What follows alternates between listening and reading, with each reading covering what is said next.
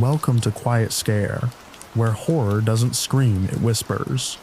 Real documented experiences, carefully adapted into sleep-friendly narration. Sophisticated storytelling meets documentary truth, so the core stays intact and the atmosphere lingers. Quick note, please like and subscribe, and tap the bell for new episodes. There are no more than 3 ads in the first 15 minutes. After that, uninterrupted listening. Curated accounts, elevated with literary craft for sophisticated listeners. Sleep well and dream dark.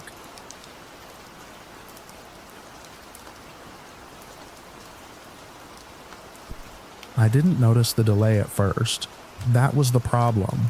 Christmas Eve is built out of small comforts, and one of ours was the Yule log channel, the fake fireplace we turned on every year once the dishes were done and the lights were low.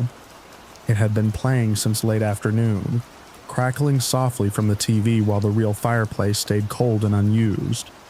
We never burned real wood anymore. The chimney was old, and my mother worried about drafts and soot.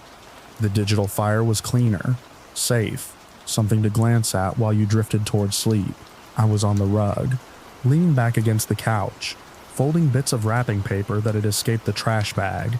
The room smelled like pine and cinnamon. Outside, snow pressed gently against the windows, muting the street until it felt like we were sealed inside a glass dome. My father dozed in his chair. My mother was half watching the TV, half watching the clock, waiting for midnight the way she always did. My younger brother sat cross-legged near the hearth, assembling a toy he had insisted on opening early.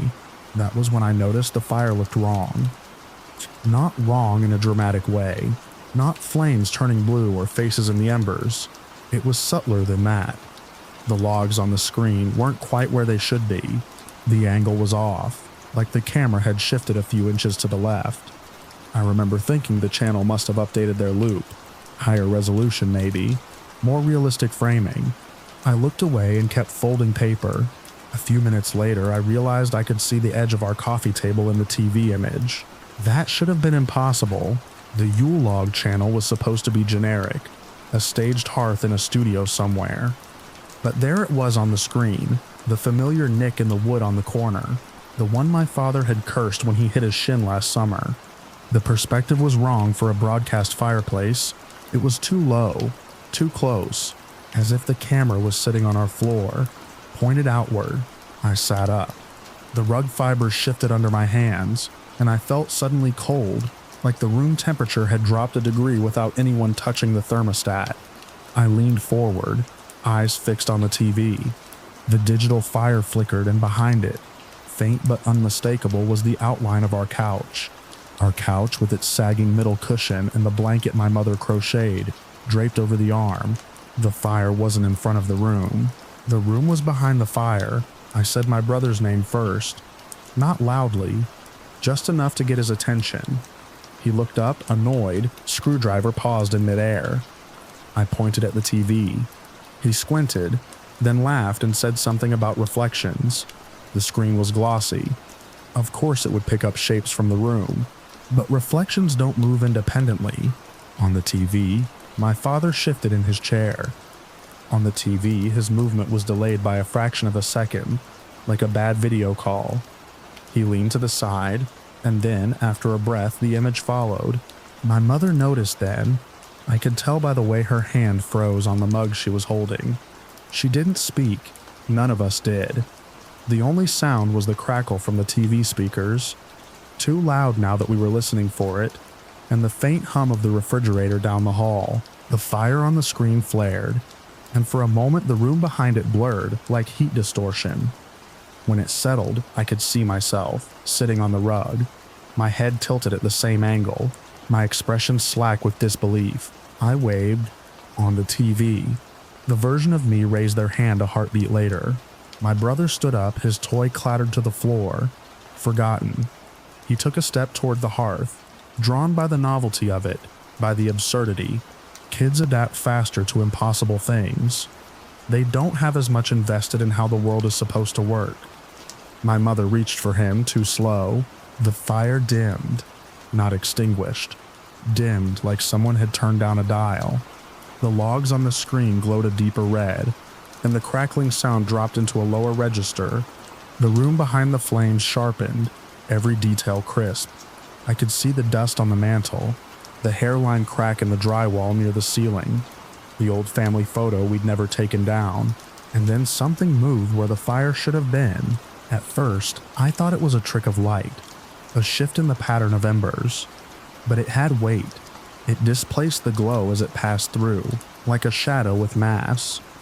The flames bent around it. A hand came out of the fireplace. Not the TV fireplace, the real one. It emerged from the dark mouth of the hearth, pushing past the cold metal grate we'd left in place out of habit. It was pale, the skin stretched thin, the fingers too long. Ash dusted the knuckles as if it had been reaching through cinders. The nails were clean. That detail stuck with me, because it didn't fit. My brother screamed. The sound cut through the room, sharp and animal. My father jerked awake, chair scraping back as he stood. My mother shouted his name again, this time loud, her voice cracking. The hand didn't hesitate. It reached, fingers splaying, and closed around my brother's ankle. He fell forward, palms slapping against the hardwood. He tried to kick, his heels slipping in the hand's grip. It was stronger than it looked. The skin didn't tear. The fingers didn't bend the wrong way. They pulled. I was on my feet without remembering standing. My hands were on his shoulders, dragging backward. My mother grabbed his wrists. My father lunged for the poker we kept by the hearth, swinging it down hard. The metal struck the arm with a dull sound, like hitting wet wood. The hand didn't release. It tightened. My brother's scream turned into something breathless and thin. On the TV, the fire surged back to full brightness, and in it, I saw us struggling. I saw my own face, mouth open, eyes wide, straining toward the fireplace. The image lagged, then caught up, then lagged again, like the feed was buffering. Another hand appeared, then another. They reached out together, coordinated as if they'd practiced this. One caught my brother's other leg, one wrapped around his waist. He was lifted, his feet leaving the floor, his body scraping against the brick as he was dragged toward the opening. My father dropped the poker and grabbed for him with both hands. His grip slipped. My mother lost hold of his wrists, her fingers clawing at air. I felt fabric tear under my palms. The sound that came out of the fireplace then wasn't fire. It was like a rush of wind through a narrow space, a roar that sucked heat from the room. The smell changed. Not smoke. Something older, dust and cold stone. My brother was gone. It happened in seconds. One moment he was there, solid and warm, and screaming. The next, the hearth was empty, the grate clanging back into place as if it had never been touched. The room fell silent except for my mother's sobbing. We stood there, stunned, staring at the dark mouth of the fireplace. Snow continued to fall outside. The clock ticked toward midnight. On the TV, the fire burned on. At first, it showed only logs. Perfect. Symmetrical. The kind of image meant to soothe. Then, slowly, something shifted in the flames. A shape formed, vague and distorted by the heat shimmer. It was my brother, not as he'd been a moment before. His image was stretched, elongated by the fire's movement. His face flickered in and out of clarity, mouth open in a silent cry. His eyes were wide, reflecting the glow. His hands pressed against something unseen, as if against glass. My mother made a sound I had never heard from her before, and never want to hear again. She lunged for the TV, pounding on the screen with her fists, screaming his name. The image didn't respond. It looped, his form rising and falling with the flames. Trapped in the digital inferno, my father pulled her back, holding her as she collapsed against him. He stared at the TV with a hollow look, as if trying to memorize every pixel. I stood frozen, my reflection ghosted over the image, layered with my brother's burning form, and turned the TV off. The screen went black, but the image lingered in my vision, burned into my eyes. The room felt wrong without the artificial fire, too quiet, too exposed. None of us suggested turning on the lights. None of us went near the fireplace. The police came. They asked questions we couldn't answer. They inspected the hearth, the chimney, the TV. They chalked it up to an accident, to hysteria, to a child crawling where he shouldn't have. They took notes. They left. The house stayed cold. We didn't use the living room after that. We ate in the kitchen. We sat in our bedrooms. Christmas passed in a blur of phone calls and casseroles and whispered condolences. My brother's toys stayed where he'd left them until my mother couldn't stand it anymore and packed them away. Weeks later, when the tree was gone and the snow had melted into gray slush, I turned the TV on by accident. The Yule log channel came up automatically. The last thing we'd watched before everything broke. The fire was there, steady and bright, and deep in the flames, barely visible unless you knew to look, was a familiar shape, moving in time with the crackle, waiting for someone to notice.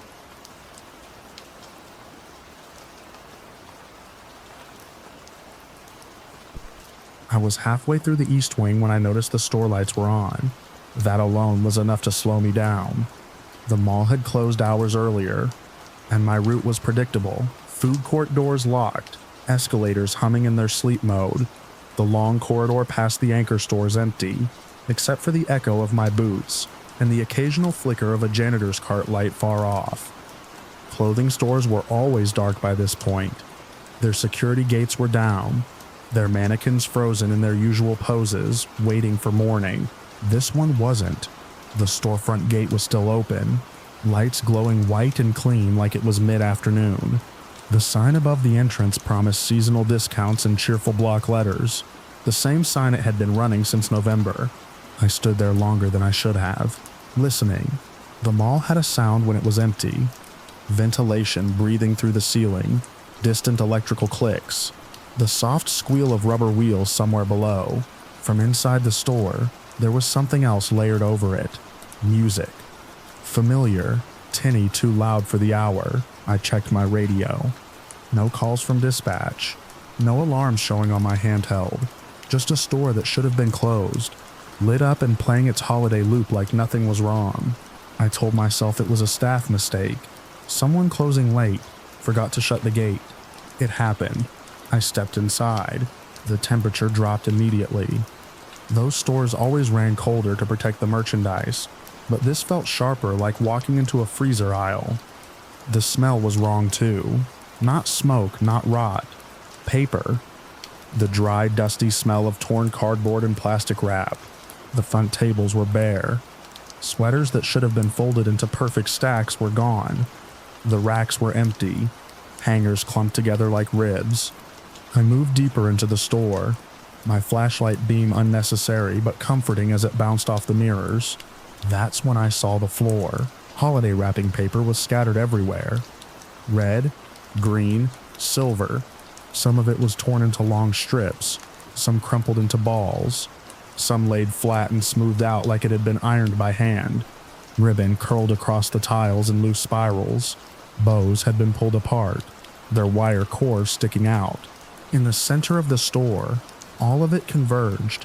They had dragged the central display tables together, pushing them end to end to make a low platform.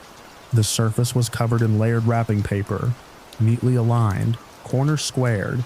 On top of that sat things I recognized from the stockroom: empty boxes, plastic inserts, tags, the cardboard forms that came inside, folded shirts. It was arranged deliberately, stacked and balanced, not thrown. Around it stood the mannequins. Every single one from the store had been moved. Men, women, headless torsos, full forms with sculpted hair. They were arranged in a rough circle, all facing inward, feet planted, arms at their sides or bent slightly forward. Their shadows overlapped on the floor, long and distorted under the bright track lighting. I stopped just inside the aisle, my hand tightening around the flashlight. My first thought was intruders. Kids maybe. Vandals with time on their hands. But mannequins are heavier than they look, awkward to move. And there were at least 20 of them here. And the arrangement was too precise, too careful. I took a step closer, then another. The music was louder here, filling the space. The same cheerful voices I'd heard 100 times that season. Something about peace and joy, only it sounded wrong. The melody was stretched, notes dragging, the rhythm inverted so that the familiar chorus seemed to suck inward instead of spilling out. It took me a few seconds to realize why. The track was playing in reverse. Once I noticed it, I could not hear it. The words weren't words anymore, just warped phonetics pulling backward through the speakers. The volume climbed suddenly, without warning, spiking until it vibrated in my chest. I reached for my radio to call it in, but my fingers hesitated. I didn't want to break the quiet with my own voice. That should have told me something. I angled my flashlight toward the nearest mannequin's face. At first glance, it looked normal. Blank expression, smooth features, glossy finish. Then the beam caught the eyes. They weren't plastic. They were set into the sockets where the molded eyes should have been, fitted so tightly that there were no gaps. Real eyes, human eyes. The whites were slightly yellowed, veins visible. The irises were brown, flecked with green. They reflected the light differently, wet instead of dull. I staggered back, nearly tripping over a ribbon spool. My heart was hammering hard enough to make my vision pulse. I swung the flashlight wildly, checking the others. Every mannequin had them, different colors. Blue, gray, hazel, some bloodshot, some clouded, some startlingly clear. Lashes brushed against the plastic cheeks. In a few, the lids had been left open too wide, stretched back so far I could see pink tissue at the edges. There was no blood on the faces, no mess, just eyes, installed with a care that made my stomach turn. I couldn't tell where they were looking. The pupils didn't track the light, didn't react. They stared inward, toward the center of the circle, toward the makeshift platform of wrapping paper and boxes. I forced myself to breathe through my nose. I told myself there had to be a mundane explanation. A disturbed individual, a group effort, someone with access to medical waste maybe, someone who knew how to work quickly and cleanly. It didn't make it better, but it kept me from panicking outright. The music surged again, louder, the reverse chorus stretching until it was just noise. My ears rang. I pressed my free hand against the side of my head, the flashlight wobbling. That's when I noticed the floor again. There were footprints in the paper dust, bare feet, adult size. They crisscrossed between the mannequins in the center, overlapping, as if more than one person had paced there for a long time. The tiles themselves were clean. Whoever had done this had removed their shoes before stepping into the paper, then put them back on before leaving. I swallowed and raised my radio. This was no longer a call-it-in-later situation. I keyed the mic, tried to keep my voice steady, and reported what I'd found in clipped professional terms. I didn't mention the eyes at first. I said there was extensive vandalism, possible biohazard, requested backup. The response crackled back, distorted by the building. Acknowledged, units en route. ETA unclear. I lowered the radio and looked back at the mannequins. For a moment, I thought one of them had shifted. It was subtle, a change in the angle of a shoulder, the slightest difference in how the light hit the cheek. I told myself it was my imagination, the music, the stress. I fixed my gaze on that mannequin, a female form in a summer dress, one arm bent as if mid-gesture. Nothing moved. The sound system shrieked, the reversed vocals peaking, and then cut out abruptly. The silence was worse. Without the music, every small sound became enormous. The hum of the lights, my own breathing too fast, the faint creak of the building settling. I stepped closer to the center, drawn despite myself. The platform wasn't an altar. I knew that word carried implications I didn't want. It was just a table arrangement, packaging debris. But the symmetry was undeniable, the care taken. On top of the boxes lay a single object I hadn't noticed before. It was a security badge. Not mine. A different design. Older. The plastic was scuffed. The photo worn. The name was still readable. I recognized it. A guard who'd worked the mall years before me. Someone who'd quit abruptly. I'd heard his name in passing, attached to jokes about paranoia and burnout. I didn't touch it. Behind me, something scraped softly against tile. I spun around, flashlight up. The mannequins were still. All of them, exactly as before. The scrape came again, closer this time. It wasn't footsteps, it was plastic on plastic, a faint rasp like something being adjusted with care. I turned in a slow circle, the beams sweeping faces, eyes catching the light one by one. Then I realized what had changed. The circle was tighter. They hadn't moved all at once.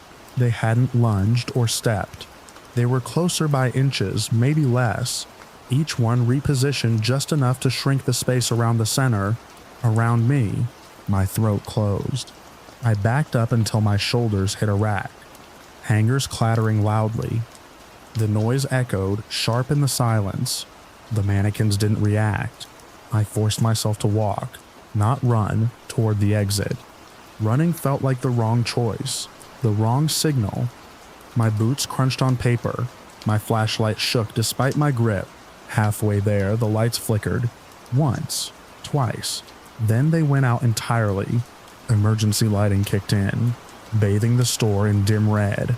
The mannequins became silhouettes, their eye reflections gone. The air felt heavier, pressing down on my ears. In the darkness, I heard breathing that wasn't mine. It was shallow, controlled, coming from multiple directions. I froze. Every muscle locked. I strained to listen, to place it. It didn't sound like someone hiding. It sounded like someone concentrating. The breathing stopped. The light snapped back on. The mannequins were back in their original positions, spaced evenly, arms at their sides. The circle was wide again. The floor between them was empty. The badge was gone. I didn't wait for another change. I moved fast then, shoving through the exit, pulling the gate down with shaking hands. The metal rattled loudly as it slammed into place. I locked it and backed away, never turning my back on the storefront until I hit the opposite wall of the corridor. Backup arrived minutes later, their flashlights cutting through the space, their voices loud and real. I tried to explain what I'd seen. I showed them the store. Inside, everything was normal. The mannequins were back on their platforms, dressed and posed like any other night. The tables were neatly arranged with folded clothes. There was no wrapping paper, no boxes, no footprints. The sound system was off. They looked at me carefully, asked me if I was feeling all right. I nodded. I insisted they check the cameras. The footage showed me entering the store, walking the aisles, standing alone in the center for several minutes, turning in slow circles, my flashlight swinging, talking into my radio, then leaving quickly. Nothing else moved. They sent me home early. Mandatory rest, follow-up meeting scheduled. I didn't argue. I still work nights, but I don't take the East Wing anymore. Someone else does. Sometimes when I pass the clothing store during the day, I stop and look through the glass. The mannequins stare past me, blank and harmless. Plastic eyes, molded and dull. But every so often when the lights are just right, I could swear I see moisture there, a shine that doesn't belong. And in the quiet moments of my patrol, when the mall breathes around me and the music systems cycle through their tests, I sometimes hear a familiar melody pulling backward through the vents, growing louder, closer, until I can't tell if it's coming from the speakers or from inside my own head.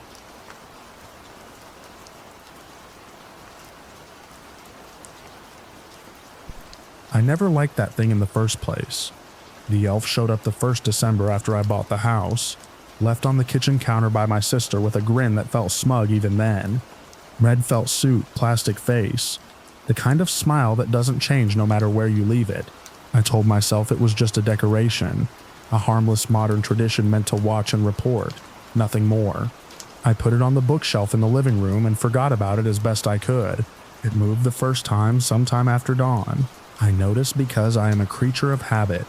I wake early, before the sun fully clears the neighboring roofs, and I make coffee in the same order every morning. That morning when I walked into the kitchen, The elf was sitting on the counter by the sink. Its legs dangled over the edge, toes pointed down as if it had been placed carefully. In its hands was my kitchen knife. Not a toy knife, the real one from the block. The heavy chef's knife I used every night. I froze in the doorway. The house was quiet, the kind of quiet you get when the heat hasn't kicked on yet. The knife rested naturally in the elf's small plastic grip, angled just enough to catch the light from the window. For a few seconds I honestly believed someone was playing a joke on me. Maybe my sister had come by early. Maybe a neighbor had keys. I scanned the room for signs of someone else. An open window. A chair moved. There was nothing. I put the coffee mug down because my hand was shaking, and I remember thinking how ridiculous that was. It was a doll. Someone had put it there, that was all. I crossed the room, took the knife out of its hands, and set it back in the block. The elf toppled sideways when I nudged it, landing on its back, staring up at the ceiling. I left it there. I didn't touch it again. The rest of the day passed without incident, though I kept catching myself glancing toward the kitchen, expecting to see it upright again. When I got home that evening, it was still on its back where it had fallen. I told myself I'd imagined the knife part, that maybe I'd left it out and my mind had filled in the rest. I went to bed uneasy, but tired enough to sleep. The next morning, the elf was gone, not moved. Gone. The counter was empty. The bookshelf in the living room was empty. I checked the bathroom, the bedroom, even the garage, half expecting to find it somewhere stupid and obvious. It was nowhere.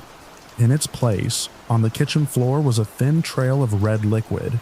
At first I thought it was spilled juice. It looked watery, smeared in places as if something had been dragged through it. It started near the counter and led toward the hall. I followed it slowly, my stomach tightening with each step. The trail went past the laundry room and stopped at the small door that led to the crawl space.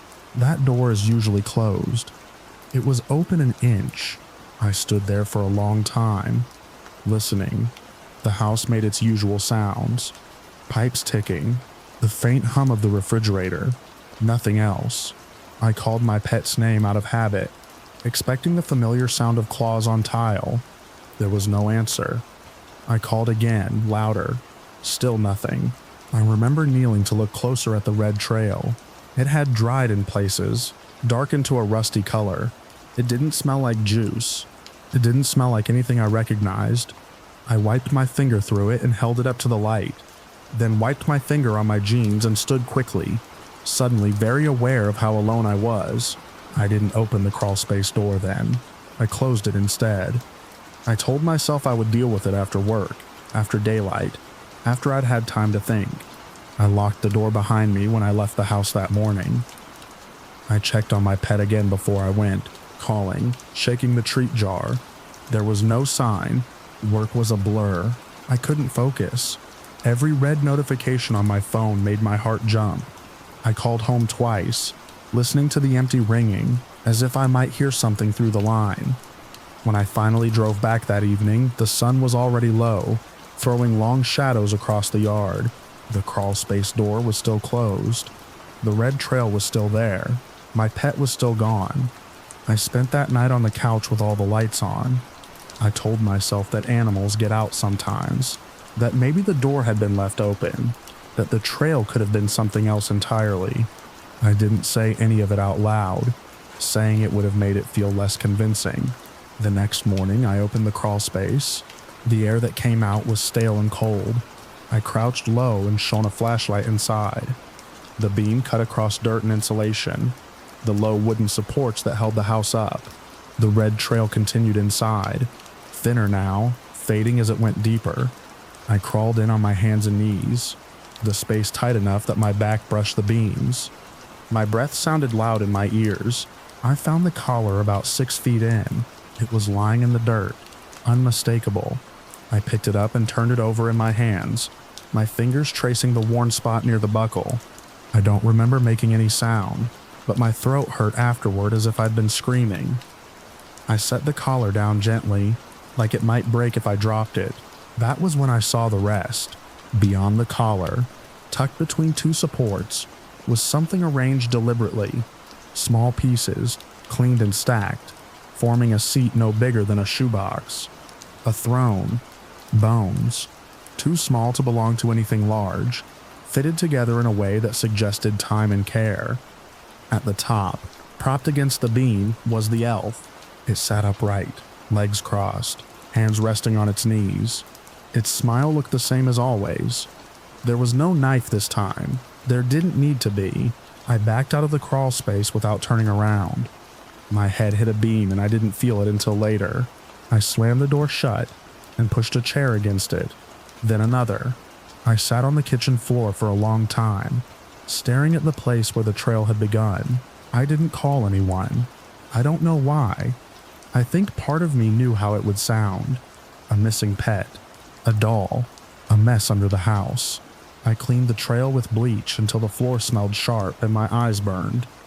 I threw away the rug by the door. I put the collar in a box and taped it shut. The elf stayed under the house. I could feel it there.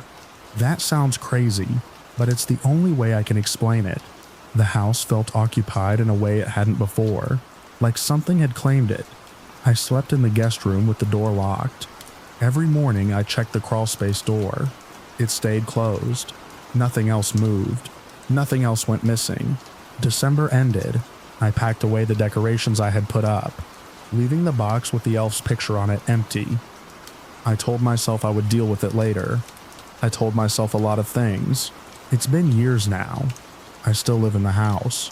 I've had work done under there, inspections, repairs. I'm careful about when and how. I don't mention the throne. I don't mention the doll.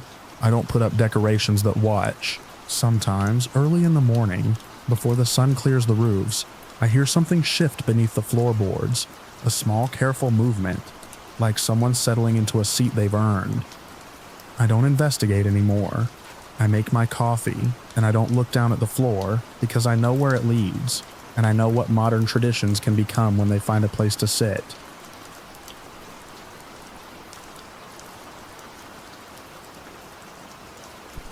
I noticed the lights first because they were wrong.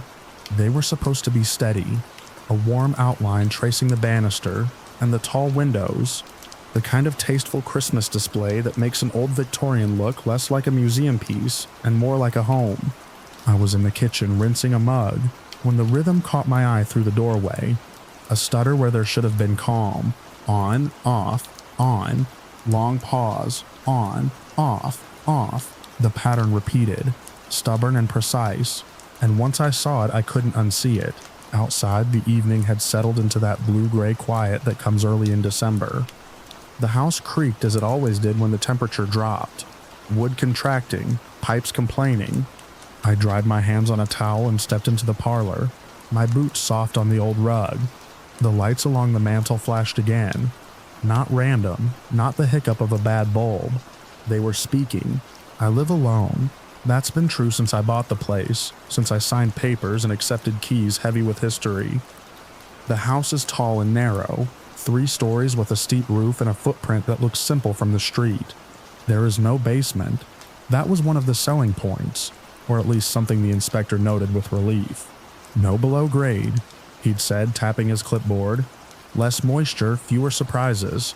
The lights blinked. I stood still, listening to the faint buzz of electricity and the tick of the wall clock. I had a passing familiarity with Morse code, the way anyone does who's ever spent a night bored and curious on the internet. Long and short, dashes and dots. I pulled my phone from my pocket and started counting, whispering under my breath. Short, short, short, pause, long, long, long. Another pause, short, short, short, so SE. I laughed once, a single breath of disbelief. Decorations glitch. Controllers fail. Cheap timers do strange things when they're cold. I walked to the outlet and unplugged the strand. The room dimmed, the clock kept ticking.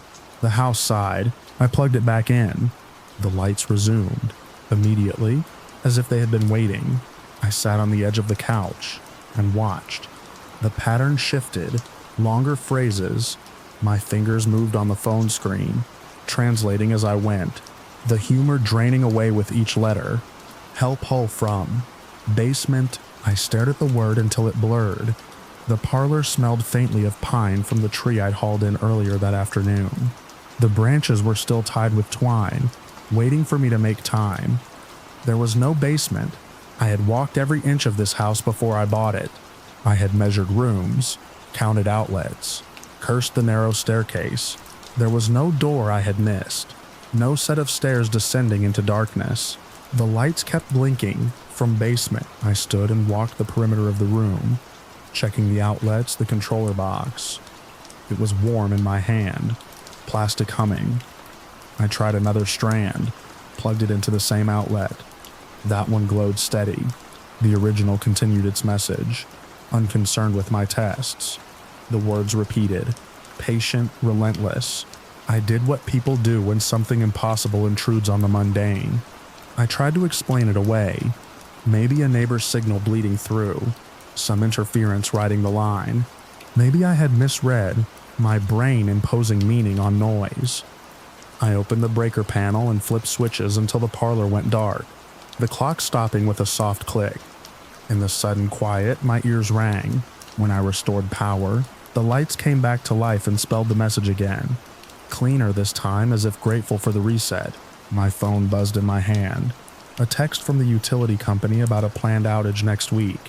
The normal world intruded, thin and fragile. I sat at the dining table and wrote the translation on a scrap of paper, needing to see it in ink. Help from basement. The paper looked ridiculous on the polished wood, like a note from a prank. I folded it and put it in my pocket. The house felt different now, larger somehow, its familiar angles suspect. I walked through each room, turning on lights, opening doors. The bathrooms were empty. The closets held coats and boxes. The stairs creaked the way they always had. In the hallway, I paused over a section of floor where the runner rug had bunched. I knelt and smoothed it, my hand brushing against the wood beneath. The boards were old, worn thin in places, their grain raised like scars. I pressed with my thumb. One board flexed, just slightly with a dull sound that wasn't like the others. I froze, listening. The house held its breath with me. I pressed again. The same give. I slid the rug aside and examined the board. Its nails were newer than the rest, their heads catching the light. My heart beat in my throat, loud and embarrassing. There was no basement. I told myself that as I fetched a flathead screwdriver from the kitchen drawer. The metal felt heavy and wrong in my hand. I worked the tip under the edge of the board and levered it up. The wood protested with a dry crack, and then it was loose. Beneath it was not dirt or joist, but a square of plywood, cut clean and framed. A seam running around its perimeter. I stood back, my breath shallow. The lights in the parlor continued their message, bleeding down the hall in flickers. I crouched again and pried at the plywood. It was heavier than it looked. When it finally lifted, it revealed a darkness that smelled of cold stone, and something else, something stale and human. A ladder descended into the black. I did not go down right away. I sat on the hallway floor and stared into the opening, my mind racing through possibilities. Old houses have crawl spaces. They have forgotten features. This could be some kind of root cellar, sealed off and forgotten. It could be nothing. The message could be coincidence layered on coincidence. I could cover it back up and call a professional in the morning. I could call the police now and sound insane. The light spelled please. I turned on my phone's flashlight and aimed it down the ladder. The beam caught on rungs worn smooth, on walls of rough stone that disappeared into shadow. The air that rose was cold enough to fog my breath. I swung my legs over the edge and felt for the ladder with my foot. The rung was solid. The space below was larger than I expected, more room than a simple crawl space would allow. The ceiling was low enough that I had to hunch, the stones sweating moisture. The beam of my light picked out objects as I descended. A bucket, a folded blanket, a plastic bottle lying on its side, empty. My stomach clenched. At the bottom, I stood on packed earth. The ladder ended in a small chamber that opened into another, the walls supported by timber that looked old but sound. The smell was stronger here. I took a step forward and nearly tripped over a length of cable running along the floor. disappearing into the wall. I followed it with my eyes to a junction box mounted on a post, wires branching out like veins. The Christmas lights. They were strung along the beams, not glowing here, but their cords were unmistakable. The cable ran to a power strip plugged into an outlet that should not have existed. Someone had run electricity down here, tapped into the house. My house. I called out then, my voice echoing.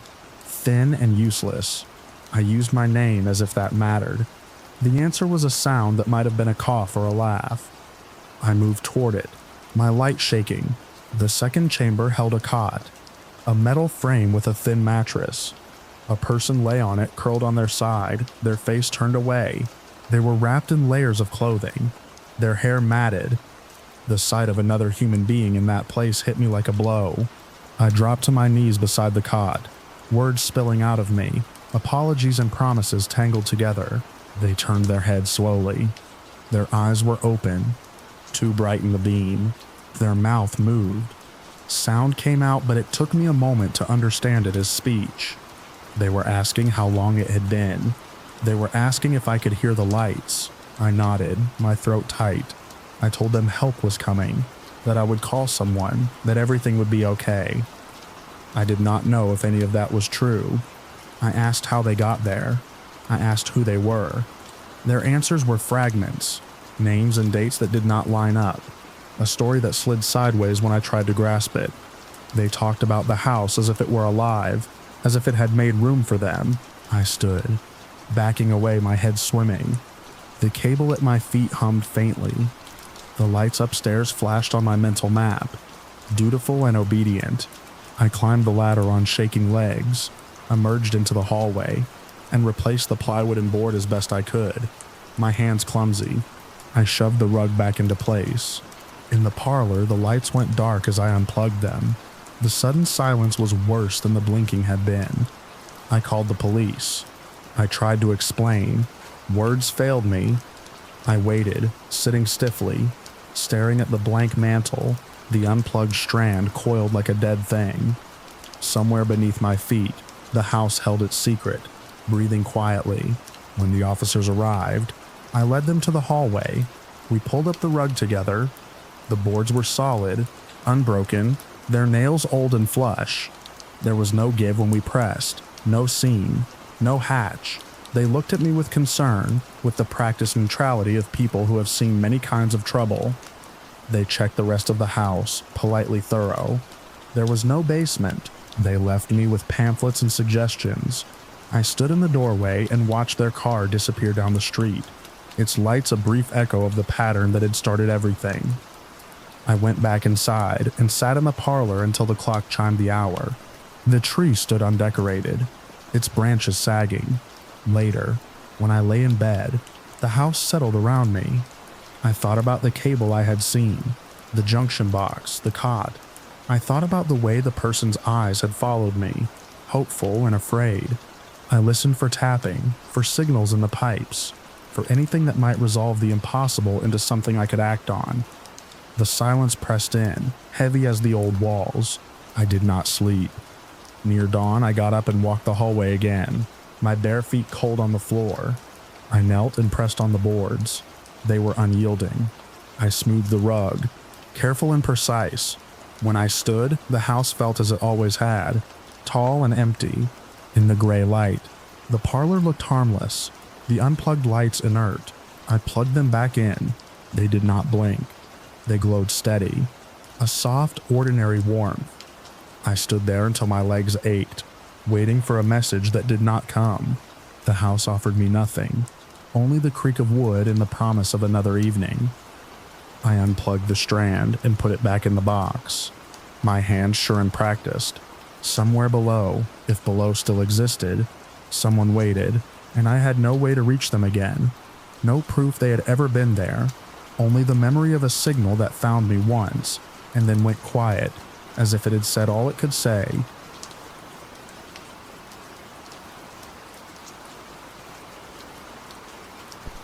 We were still laughing when the ice caught the sun, our boots skidding on the lake the way they always did at daybreak, the snow crust crisp enough to sing under our weight. I remember thinking the air smelled clean, like metal and pine sap, and that the morning had that harmless blue that makes you feel younger than you are. We were a week into a winter rental, 5 of us pretending adulthood could be paused by distance and cold. Someone suggested a game on the lake, something childish involving a stick and a set of rules nobody could agree on, and we went out there without jackets zipped, without hats pulled down, without the caution that comes later in the day. The lake was a wide white plate with its edges feathered by reeds and cattails frozen in a bow.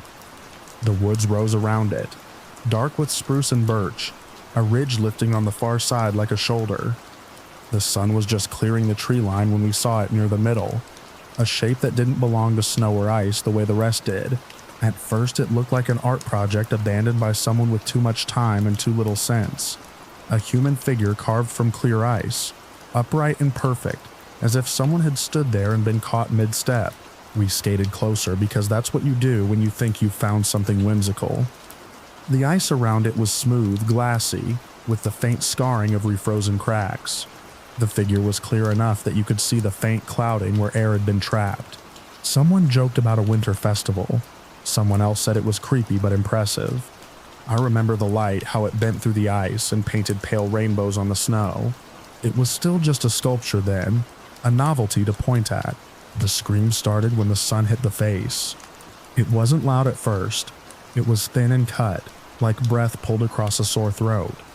The sound traveled oddly through the ice, amplified and softened at the same time, and for a moment my mind refused to connect it to the shape in front of us. Then the face moved. The eyelids fluttered behind the clear shell, lashes clumped with frost, lips parting against the ice as if tasting it. The scream turned into a rasping inhale that left a bloom of fog trapped inside the block. We fell back on our heels, arms windmilling, and the lake answered with a hollow boom. I went down hard, palms burning where the cold bit through my gloves. There was a smell then, faint but real, of breath and skin and something sour that wasn't snow. The ice sculpture was a person, a living person encased so perfectly that even their hair was suspended as if underwater. We did what people do in emergencies when the instructions haven't been written yet. We talked at once. We moved without moving closer.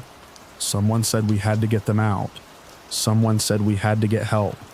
The scream came again, louder, the sound cracking into the air now that the ice had warmed enough to flex. The eyes behind it rolled toward us, pleading, frantic. I pressed my ear against the ice without thinking, and heard the muffled panic inside, a heartbeat that sounded like a trapped animal. My breath fogged the surface and then froze. The ice was thick, clear, a single continuous shell.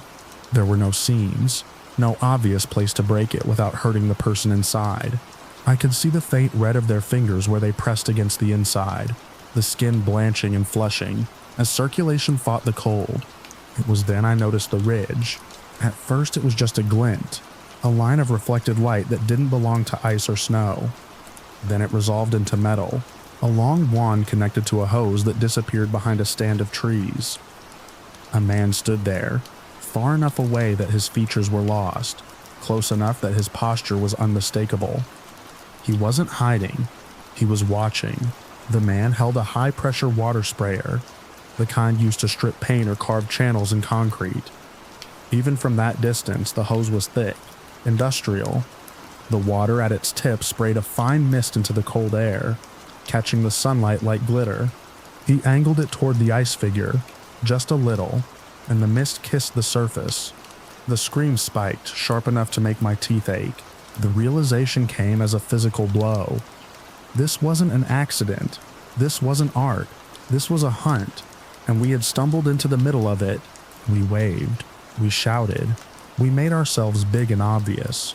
The man on the ridge didn't react the way someone does when they've been caught.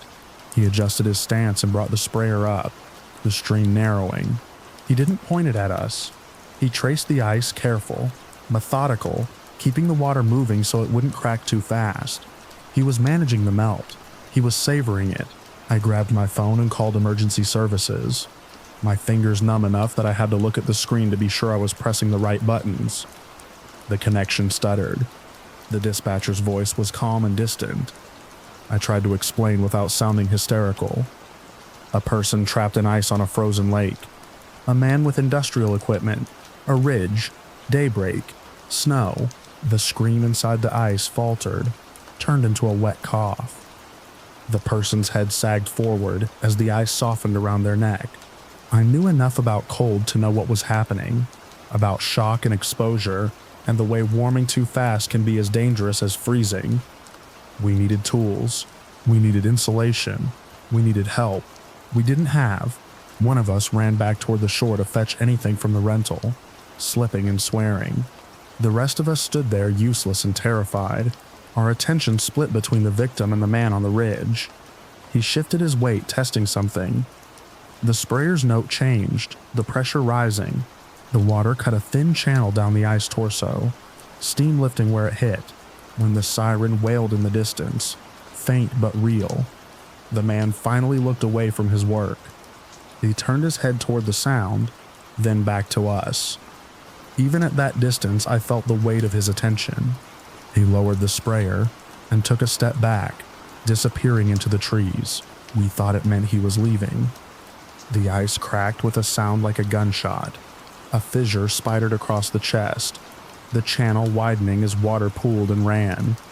The person inside sagged forward, the shell no longer strong enough to hold them upright.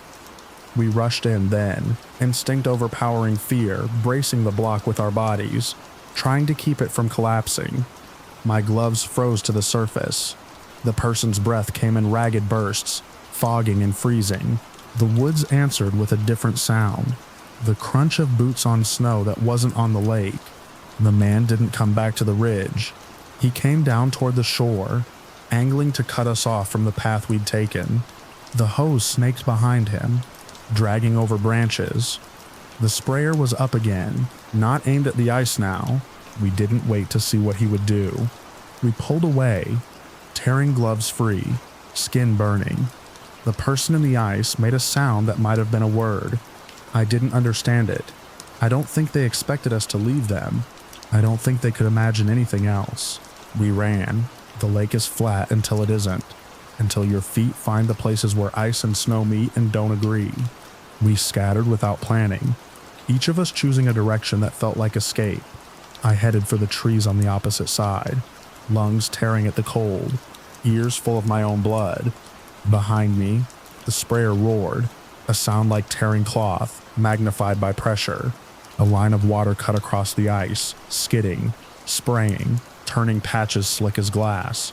I hit the shore hard and kept going, branches whipping my face, needles snagging my clothes. The woods were denser than they looked, the ground uneven under the snow. The sound of the sprayer followed, closer now.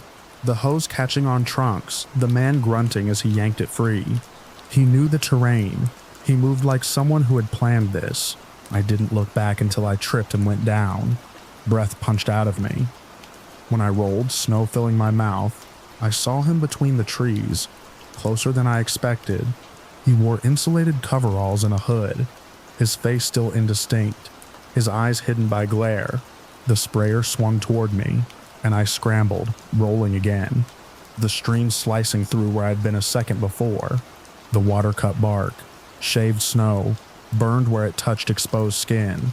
I crawled, then ran, then crawled again when my legs betrayed me. The woods funneled into a low place where the snow was deeper, the cold sinking into my bones. I heard someone else crash through brush to my left, their breathing ragged, then a shout cut short. The sprayer's note rose, fell. The sirens grew louder, closer, then split into two, then three. The man slowed. He changed direction, angling away, pulling the hose with practiced jerks. He didn't panic. He didn't run. He melted back into the trees as if the woods had been waiting to take him. I found a fallen log and wedged myself behind it, pulling snow over my head, pressing my face into bark to stop my breath from fogging. The cold was an ache that filled my chest. The sprayer faded. The sirens swelled. Voices cut through the woods. Commands, boots, radios crackling. They found us one by one. Hands hauled me up, wrapped me in blankets, pressed a cup against my lips. I tried to talk. My teeth chattered too hard. I pointed back toward the lake, back toward the ice. The responders exchanged looks and moved faster. By the time we were herded into vehicles, the sun was higher. The blue of the morning burned away. I watched through the window as they worked on the lake, a cluster of figures around the collapsed ice. They moved carefully, methodically, the way people do when the outcome is uncertain and the stakes are too high for haste. I couldn't see the person anymore. Only fragments of clear ice like broken glass. Later, they told us the victim didn't survive. Hypothermia and shock, compounded by the way the ice had been warmed. They told us they found equipment near the ridge, hoses and a pump staged with intention. They told us they were searching the woods, that this wasn't the first report in the area. They told us to rest, to drink water, to call our families. We left that day. The rental stayed empty, our things packed without care. On the drive out, the woods closed in on both sides of the road, dark and ordinary. I kept seeing the way the ice caught the sun, the way light can turn cruelty into something that looks beautiful from a distance. I still think about daybreak on that lake, about how play turns into shock without warning, about how pursuit feels when you're young and think you're safe. I think about the sound of water under pressure, and the way ice holds a shape until it doesn't. Some mornings when the light comes in low and clean, I can almost hear that first thin scream again, and I know how close we were to becoming sculptures ourselves, frozen clear for someone else's morning game.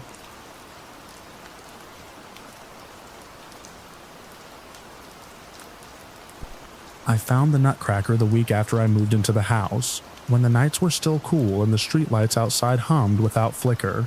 I was alone, boxes half unpacked, and I needed something small to feel finished. The attic had been advertised as dry storage. I climbed the ladder with a flashlight and a canvas tote, expecting old insulation and spider webs, nothing else. The nutcracker was sitting upright on a cedar chest, knees square, hands fixed around a baton that had gone dull with age. It was the size of my forearm, painted in a red jacket with chipped gold trim. The face was carved with a grin that had been meant to be festive once. I remember thinking it didn't belong there, that it was too deliberate a thing to have been forgotten.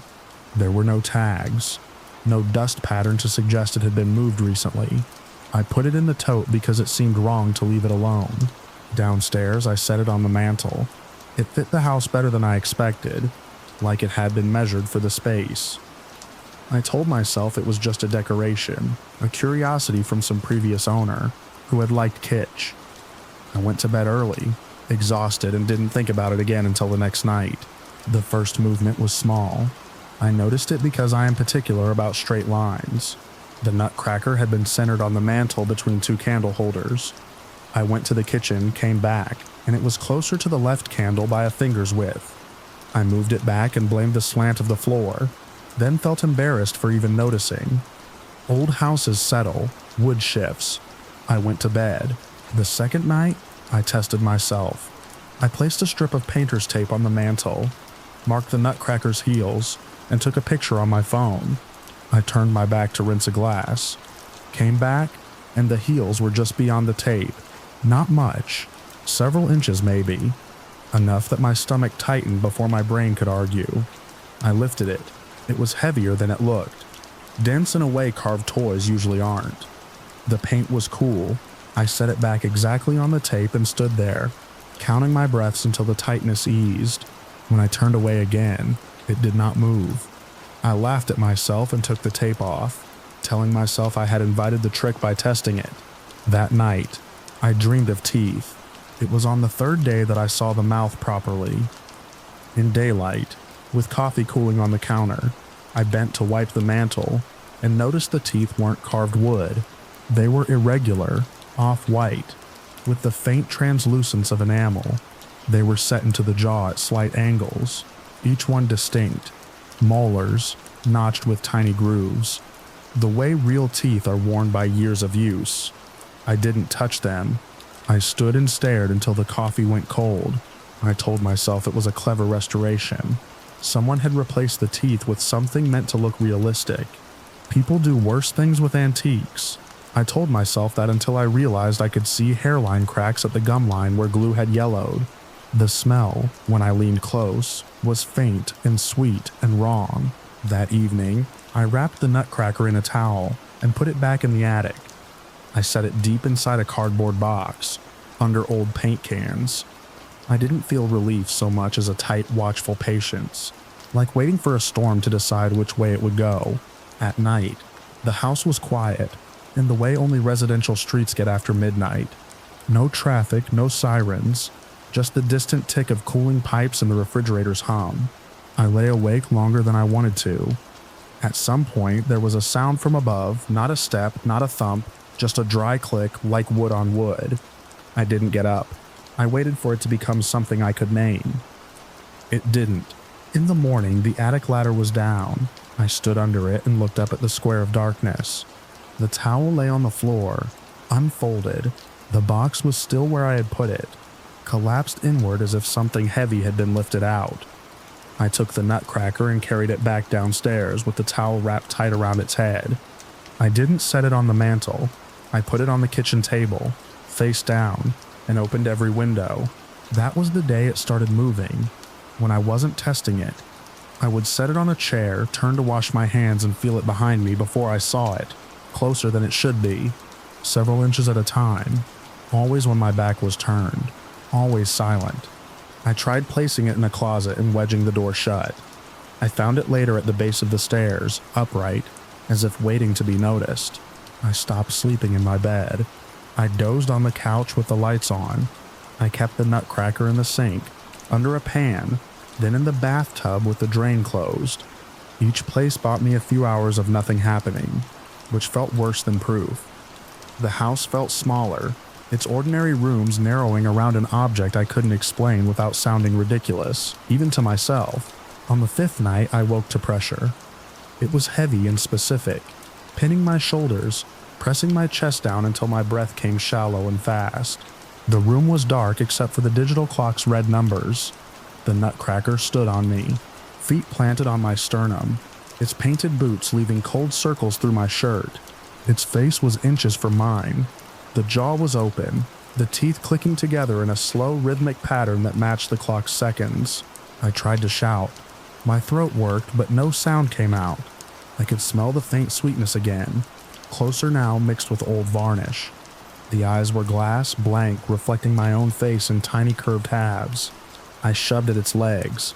It did not wobble. The weight pressed harder as if it were learning how to stand. I twisted, finally forcing one knee up. The movement broke whatever balance it had found. The nutcracker tipped and fell off me, hit the floor and rolled. The clicking stopped. I sucked air and sat up, my chest aching where it had stood. The room was otherwise unchanged. No marks on my skin, no footprints on the sheet. I didn't pick it up. I backed into the bathroom and locked the door, slid down against the tub and stayed there until morning light pushed under the door. When I came out, the nutcracker was upright again, centered on the rug as if placed there carefully. I tried to get rid of it in daylight. I put it in the trunk of my car and drove to the dump on the edge of town. I waited in line, heart pounding, the trunk clicking as it cooled. When my turn came, the attendant waved me forward and pointed. I opened the trunk. It was empty except for the towel. I drove home shaking, the steering wheel slick under my hands. The nutcracker was back on the mantel when I walked in. Between the candle holders, heels aligned as if measured. The painter's tape mark was still faintly visible on the wood, a pale scar where I had tried to be clever. I stopped trying to explain it. I focused on practical things. I slept with a chair jammed under my bedroom door. I kept the lights on. I kept my back to walls. I did not turn my back on the mantel. When I had to pass it, I watched the reflection in the window across from it, unwilling to look directly, but unwilling not to see. It moved anyway, inches, feet, always when I blinked or shifted my gaze. The clicks came back, sometimes from the kitchen, sometimes from the hall, a dry punctuation to the night. Once I found a tooth on the floor by the couch, smooth and warm, and I kicked it under the radiator because I couldn't bring myself to touch it. The last time it climbed on me, I was ready enough to react without thinking. I grabbed it by the jacket and slammed it against the wall. The paint cracked. The jaw clacked once and stuck open. The teeth were crowded, real, set deep. I threw it down the stairs and followed, heart hammering, every light blazing. It lay at the bottom, split at the shoulder, one arm twisted. I picked it up with both hands and felt the weight shift, resisting. I don't remember deciding what to do next. I remember the back door open, the cold air, the wet grass under my bare feet. I remember digging in the yard with a spade meant for planting, the soil heavy and dark. I remember the sound when I dropped it in the hole. Not wood on dirt, but something duller. I covered it and tamped the ground flat, my hands shaking. The house was quiet after that. I slept in my bed with the lights off. In the morning, the yard looked ordinary. The mantel was empty. I sold the house 2 weeks later and told the realtor nothing that would make her laugh. When I drove away for the last time, the streetlights hummed, steady and unremarkable, and I kept my eyes on the road, thinking only of distance, of leaving something behind without turning back. Sometimes when I wake at night in a different house, in a different town, there is a pressure on my chest that fades when I sit up, and a clicking sound that stops when I hold my breath.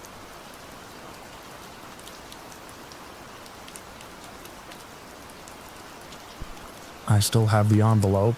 It's creased from being opened and closed too many times, and it smells faintly of old iron no matter how often I try to air it out. I'm writing this now because I don't trust my memory anymore, and because when people tell this story for me, they always get the order wrong. They make it sound like panic came first. It didn't. What came first was routine.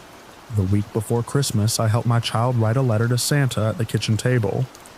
It was late afternoon, the gray kind of winter light that makes the countertops look dull, no matter how clean they are. I corrected spelling when asked, suggested a few practical wishes, and folded the paper neatly. We walked to the mailbox together, breath puffing in the cold, and slid the envelope through the slot with the rest of the neighborhood's bills and catalogs. It felt like the safest ritual in the world, a small act shared by millions that never asks anything back. 2 days later, when I checked the mail after dinner, the box was heavier than usual. Among the envelopes was the same one we'd sent, unmistakable because of my child's looping handwriting. It had been returned. No stamp, no postmark, just our address rewritten on the front in a dark, uneven hand. I stood on the porch longer than I should have, turning it over. The ink looked wrong, thick in places, flaked thin in others. When I tore it open, the paper inside resisted, as if it had been damp and dried again. The smell hit me before the words did. Not rot exactly, but something stale and metallic. The reply was written beneath my child's original letter, the cheerful lines crowded by a tighter script. It thanked them for writing. It mentioned the weather at the North Pole in a way that sounded like someone guessing. Then it listed names under a heading that read naughty. My name was there. So was my partner's. I remember thinking, absurdly, that it was some kind of prank, a neighbor's bad joke that had gone too far. I remember smoothing the paper on the counter and reading it again, slower, looking for a signature or a clue. There wasn't one, just a final line about visits being made regardless, and a promise that the list would be addressed before morning. I didn't show it to my child. I folded it back into the envelope and put it in a drawer with batteries and spare keys. I told myself I would deal with it later. After bedtime, after dishes, after the normal steps that keep a house running. That was my defining failure. I treated it like an interruption instead of a warning. Night came early. The temperature dropped.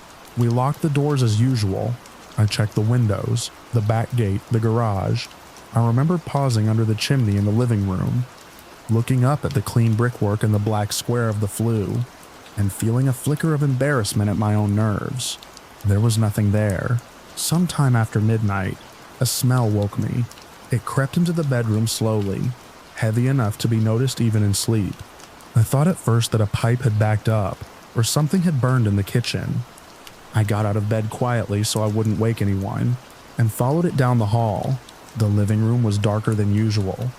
The only light came from the street lamp filtering through the curtains. The smell was strongest there, pooling under the fireplace. When I knelt, my hand brushed something damp on the hearth. I turned on a lamp. The chimney was blocked. I don't have a better way to say it.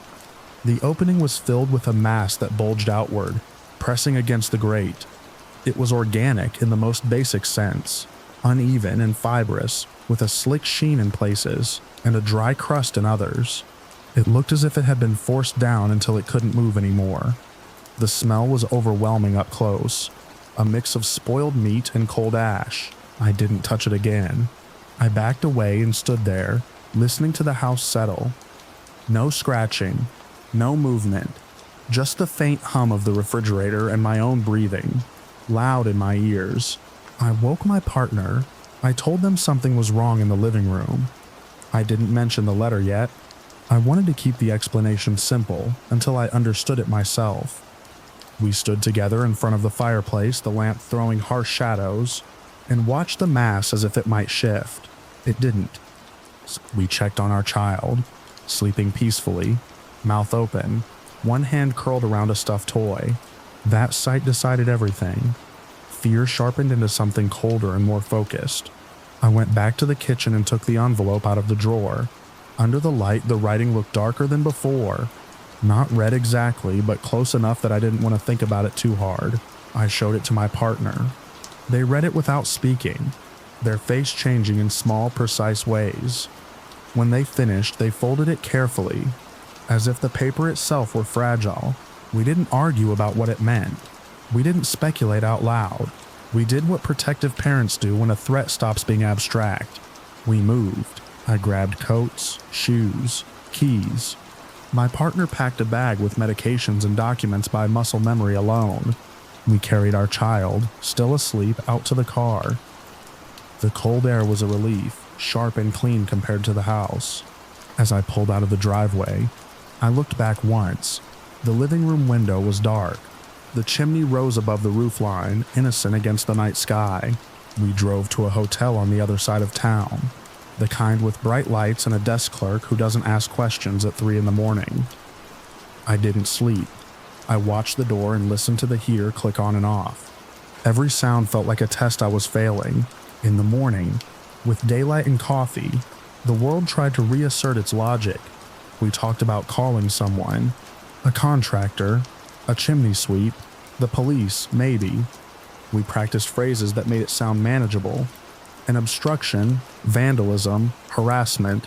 When we went back, the house smelled normal again. The fireplace was empty. Clean, even. No residue on the hearth. No stain on the brick. I checked the roof. The flue was clear. If there had ever been anything there, it had left without a trace. The envelope was still in the drawer. The writing hadn't changed. We didn't put up decorations that year. We didn't explain why. We just said plans had changed and tried to make new rituals that didn't involve chimneys or lists. People ask why we moved so suddenly in January. I give them a version that fits their expectations. I don't mention the letter. I don't mention the smell. I especially don't mention that sometimes, late at night when the house is quiet, I think about how heavy that mailbox felt, and how easily something answered a tradition meant for children, and how close it came to getting inside.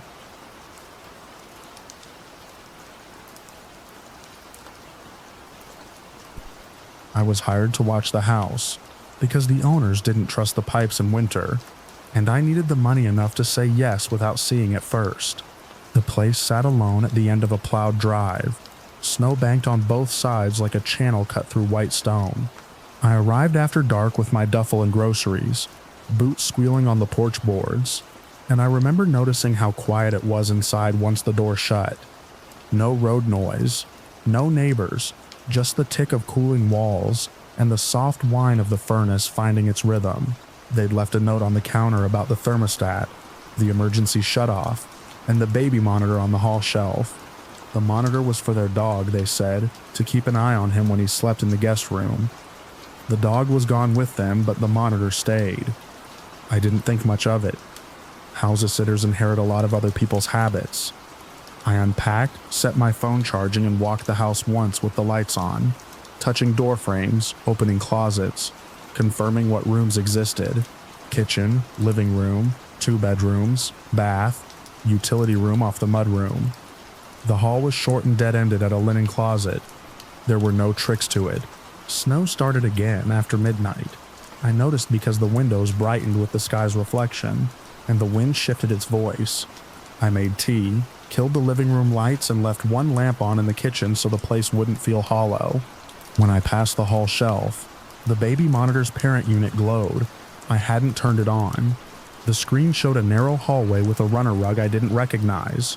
Walls painted a color close to the houses but wrong in the way old photos are wrong. The image was steady. The timestamp was current. I stood there longer than made sense, checking the angle. The monitor camera was a small cube with a clip, still attached to the shelf edge, pointed toward the real hall. I looked from the live feed to the physical space and back again. On the screen, the hallway stretched farther than it should, narrowing toward a darker end. In the real house, the hall ended 5 steps from me. I walked those 5 steps and held my hand up where the linen closet door should be. On the screen, nothing interrupted the view. I told myself it was picking up a neighbor's signal.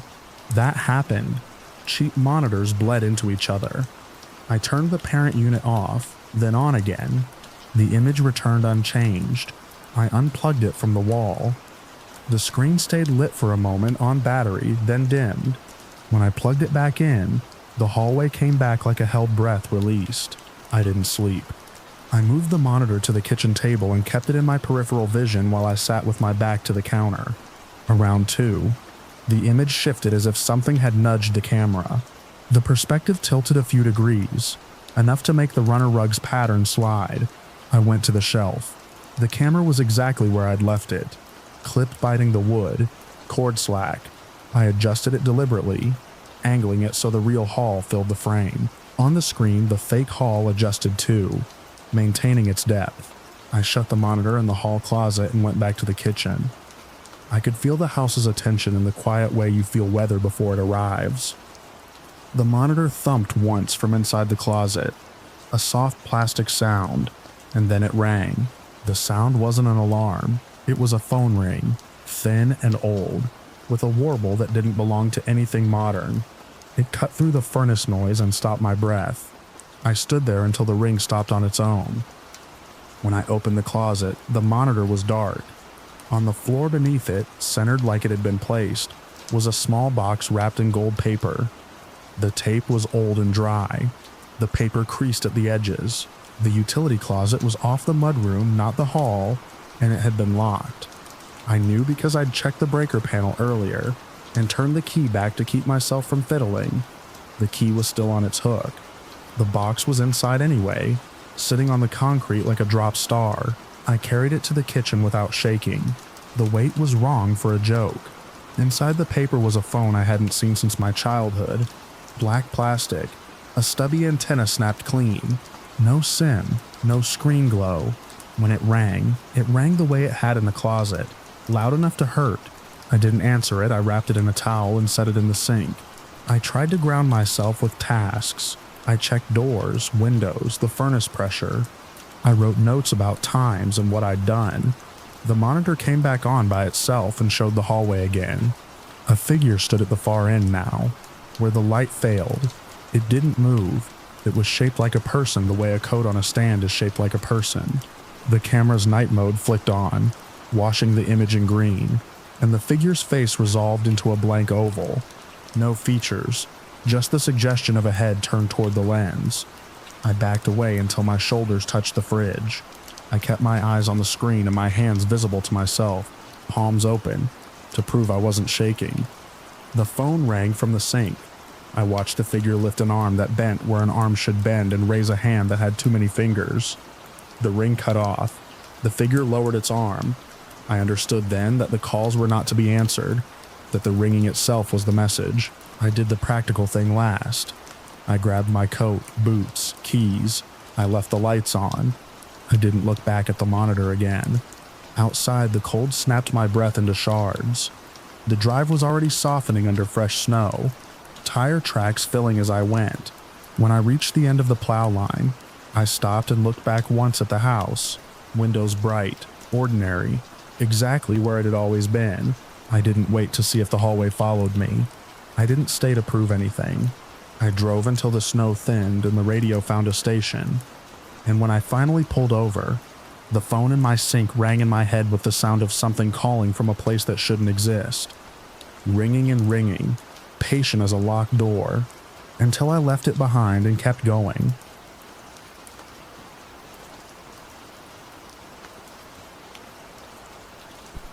I was checking the latch on the back door when the singing started. Thin at first, then swelling as if someone had opened a window on the night. It was evening, the kind that settles early on a rural place, when the sky goes iron gray and the fields lose their edges. We were isolated enough that sound traveled strangely. Coyotes carried like sirens. Engines came from nowhere and everywhere. But this was different. The notes stacked on one another in a careful way, tidy and old-fashioned. A carol I recognized without placing the words. I remember thinking how polite it was, how considerate, to stand so far from the house and sing. I host every year. That's my defining flaw or virtue, depending on who you ask. I like the order of it. I like the rituals laid out like tools on a bench. The candles, the pot on the stove, the chairs angled toward the tree. I like knowing where everyone is supposed to sit. Hosting gives me something to hold on to when the weather cuts the road and the darkness presses in. It gives me a role. I left the latch as it was and went to the front window. The yard slopes down from the porch into a stand of bare apple trees, the old orchard that never quite paid for itself. The snow was new enough to be clean, the moon enough to make it glow. They stood there, a line of shapes between the porch light and the trees, coats dark and neat, carolers. It took a second for my eyes to settle on that word, because it felt out of place, like a decoration put up early. Carolers come to town, not to a place like ours, not up a rutted road that ends at our gate. The singing continued. The melody was right. The harmony was careful. The timing was perfect. But their mouths did not move. I leaned closer to the glass, leaving a fogged oval where my breath touched it. Faces were pale ovals under hats and scarves. Eyes turned toward the house. The song kept going. No lips shaping vowels. No jaw shifting. No breath frosting the air in time with the notes. It was like watching a painting that had learned to make noise. Behind me, the house was alive with the small sounds of my family arriving into themselves. The kettle's low roar, a chair leg scraping, someone laughing from the kitchen. We had not yet settled into the quiet that makes space for music. The carol drifted in anyway, threading through the rooms. I told myself there was a speaker somewhere, a prank, a church group with a recording. That was the reasonable thing to reach for. In a place like this, you reach for reason, or you get lost. I opened the door. Cold flooded in, crisp and bright, and the sound sharpened as if the night had been waiting for the invitation. The carolers did not shift or step back. They stood with hands folded or at their sides, posture impeccable. The song rose and fell. Their mouths stayed closed. Thank you, I called, because hosting teaches you to speak even when you don't know what to say. We weren't expecting. The sound changed. It didn't stop. It changed. The harmony cracked like ice. The notes stretched and thinned, then broke into something else entirely, something human and wrong. Screams, braided together, not the theatrical kind, not the high-pitched shrieks of a scare. These were voices I knew, stretched to their limits, rising and falling, in a pattern that had learned the carol and was now wearing it. I slammed the door. It rattled in its frame. The house seemed to pull in on itself. Someone shouted my name from the kitchen, a question shaped like my name. The screaming continued, muffled now but unmistakable. The same careful timing, the same tidy rises and falls. The kettle screamed too, a small domestic echo, and I knocked it off the burner with my elbow as I ran. We gathered in the front room without deciding to. That's what families do under pressure. We find the center, faces pale in the tree lights, hands clutching coats that had not been put away yet. The screaming outside kept time with a song that had lost its words. I recognized my sister's voice in it, my uncle's, my mother's. I told myself that recognition was a trick, that fear finds patterns and fills them with names. I went back to the window. The carolers were closer now. Or maybe they had always been that close and I had misjudged the distance. The porch light made halos on the snow at their feet. Their faces were clearer. They were wrong in a way that took time to understand. They smiled, all of them, a careful curve that did not change. The skin around their mouths was thick, puckered, with dark stitches running into the cheeks. The faces were masks, crude and frozen, stitched to whatever lay beneath. The stitches were neat, almost loving, as if someone had taken care to make them symmetrical. The screaming surged, and with it a smell that pushed through the crack under the door, metallic and sweet. The song did not drift now, it pressed. I backed away from the window. The room felt too small. Someone started to cry. Someone else prayed, the words tumbling over one another, a habit surfacing under stress. I did the inventory I always do when things go wrong. Doors, windows, locks, lights. Hosting again. If I could keep us inside, contained, we would be all right. That was the story I told myself. Inside has rules. The power went out. The tree lights winked off. The screaming did not change. In the dark, it was everywhere. The house full of it. The air vibrating. We lit candles with shaking hands. The flames steadied. The shadows leaned. I tried the phone. No signal. The landline was dead. The radio gave me a wash of static that rose and fell like breath. Outside, the carolers stood as if nothing had happened, as if power outages were expected, part of the ritual. Snow fell around them in soft, indifferent flakes. The song reached its refrain and held there. The scream stretched thin and high. We heard a knock, not a pounding, a polite knock, knuckles against wood, the kind you answer without thinking. I did not answer. I stood between my family and the door, a posture I had practiced for lesser emergencies. The knock came again, then stopped. The singing softened, as if in response to our refusal, as if disappointed. Time did something strange then. It folded. The song would swell and fade, the knock would come and go. Once there was the sound of footsteps on the porch, slow and measured. Once a shadow passed the window, tall and narrow, and I had the absurd thought that it was careful not to block the light for too long. Hosting again. Even in terror, my mind kept reaching for manners. At some point, we realized the screaming was not coming from the yard anymore. It was in the walls. It seeped from the vents. It rose from the floorboards. It had learned the house the way cold does, finding every gap.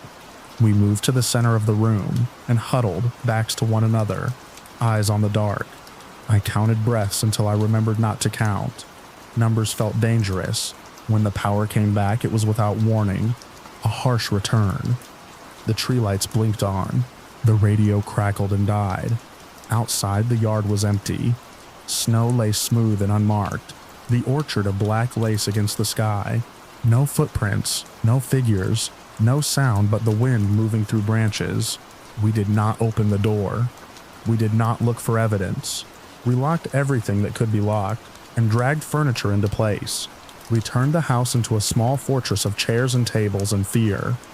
The screaming faded, leaving a ringing silence that pressed on our ears. My mother vomited quietly into a bowl. My sister sat very straight and did not blink. We stayed that way until morning. When the light came, pale and weak, it did not make the world feel safer. It made it clearer. The yard was clean. The road was empty. The gate was closed. Inside, the house smelled like candles and cold metal. We took stock. Everyone was there. Everyone answered when their name was called. No one had been taken. That should have been a relief. It was not. The lockdown was my idea. Though no one argued. I called the county. I called the sheriff. I described what I could without reaching for explanations. Carolers, masks, screaming. The responses were careful, professional, edged with disbelief. Someone would come when they could. The road was bad, weather, later. We did not wait. We shut down the house as if it were a site that needed to be preserved. Curtains closed. Doors sealed. No music. No radio. No singing. We moved through our own rooms like guests, touching things lightly, as if we might leave fingerprints that would matter later. Outside sounds made us jump, inside sounds too. In the days that followed, we learned how to be quiet. We learned the difference between the house settling and footsteps. We learned which boards creaked and which did not. We slept in shifts without calling them shifts. We ate without clinking cutlery. The holiday passed without ceremony. The tree dried and dropped needles we did not sweep. No one came up the road. The sheriff called and said there had been reports. Nothing like ours exactly, but enough to suggest a pattern. Singing. Masks. Rural places. He did not say more. He did not need to. The county advised caution. Stay inside. Lock your doors. Avoid contact. It sounded like advice meant for a storm. I took to standing at the window at dusk, watching the yard. I told myself I was guarding. I told myself this was still hosting, just a different scale. The orchard stood empty. The snow fell and melted and fell again. Sometimes, when the wind was right, I thought I heard music, thin and far away, a harmony that did not quite line up with itself.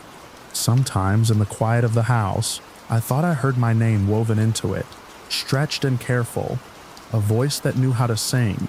We are still here. The locks are still turned. The furniture is still in place. We do not open the door after dark. We do not answer knocks we did not invite. I stand at the window and watch the yard where they stood, and I wait for the sound that will tell me whether hosting ever really ends.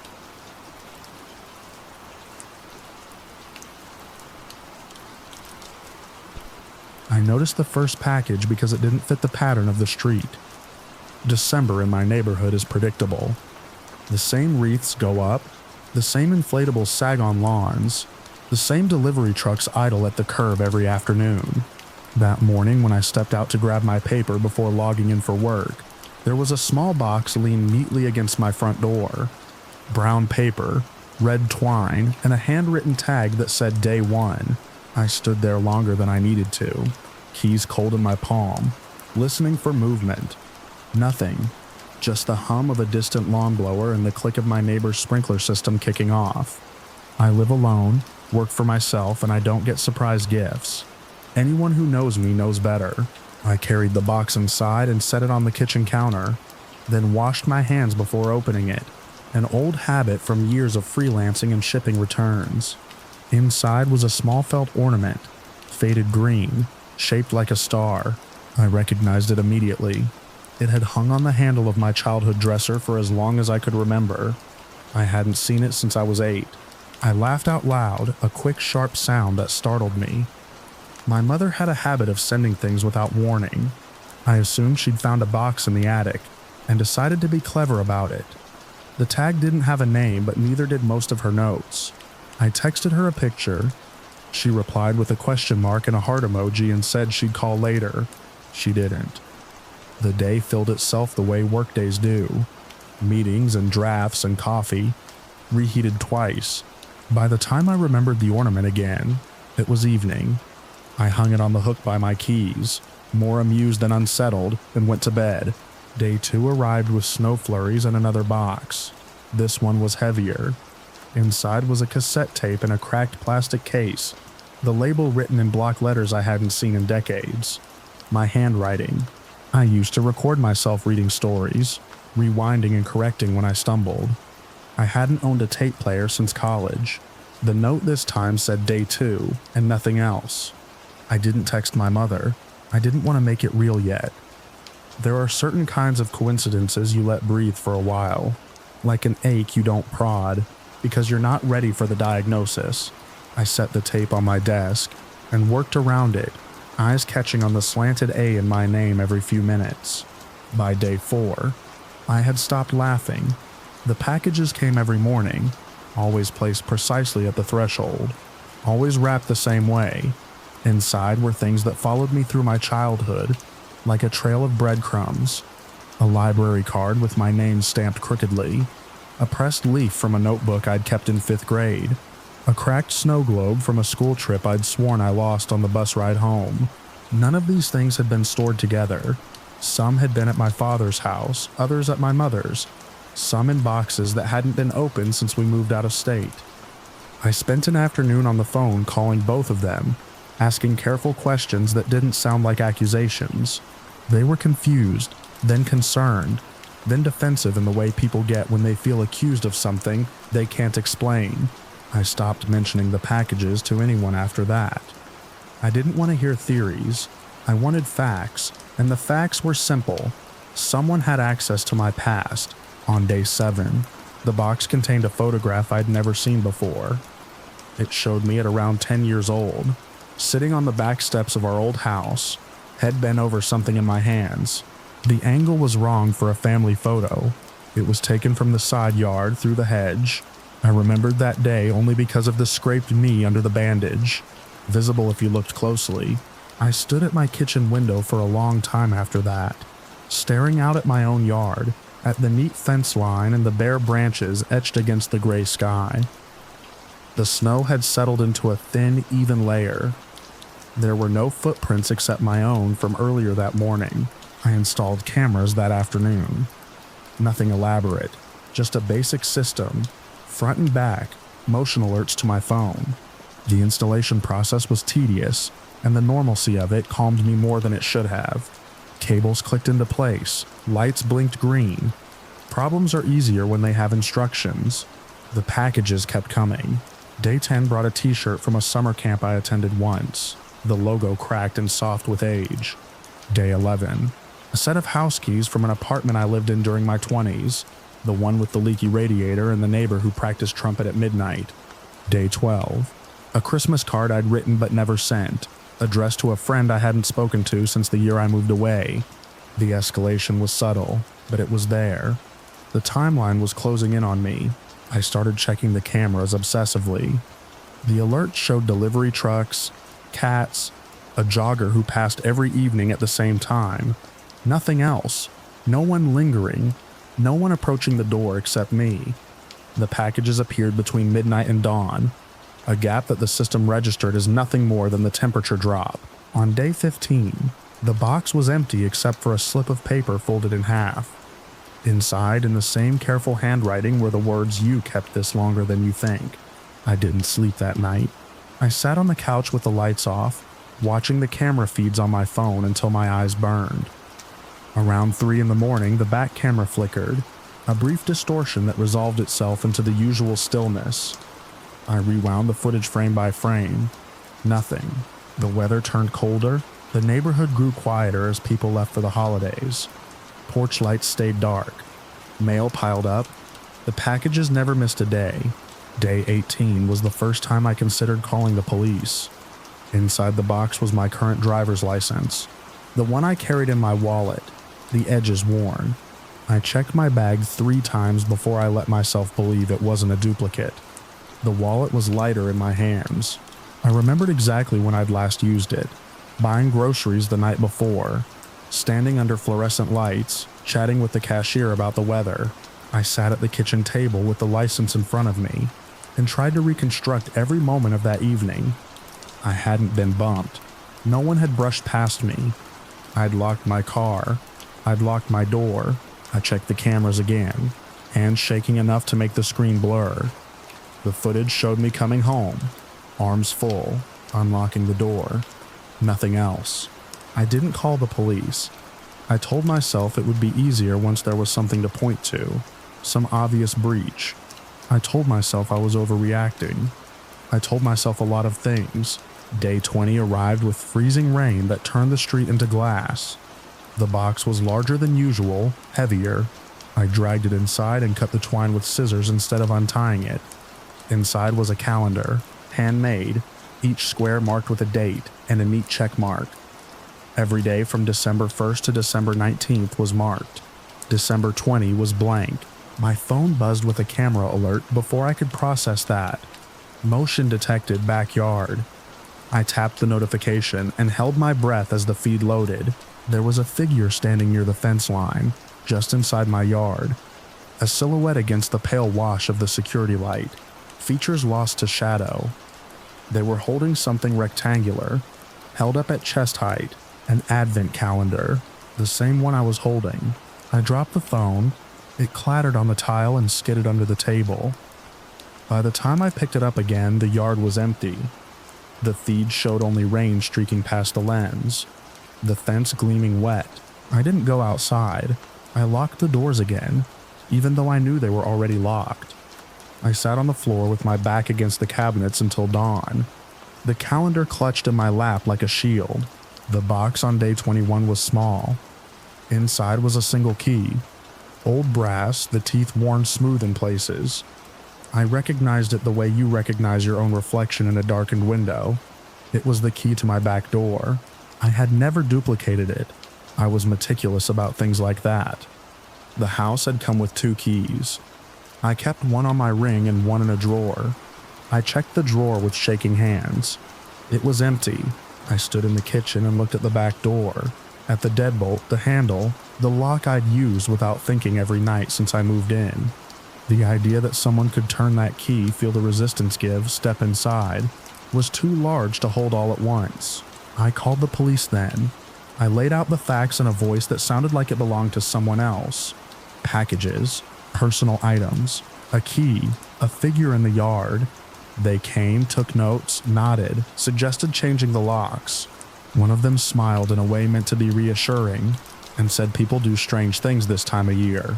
After they left, I changed the locks myself. I replaced the deadbolt with a new one, heavier, the metal cold and solid. I checked the windows. I tested the alarms. I watched the cameras. The packages stopped after that. December ticked toward the end without further incident. The quiet was its own kind of noise. I jumped at every sound, every creak of the house settling against the cold. I slept in short bursts, lights on, the calendar locked in a drawer I couldn't bring myself to open.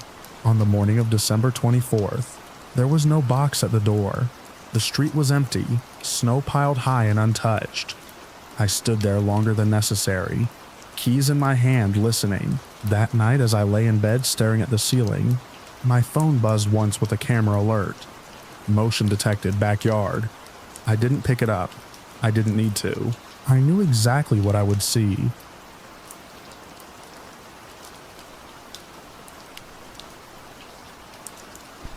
I went in late because that's when the building was quiet enough to hear itself. The old asylum squatted on the hill like a sealed lung, brick ribs showing through ivy, windows boarded with warped plywood that knocked softly when the wind came off the river.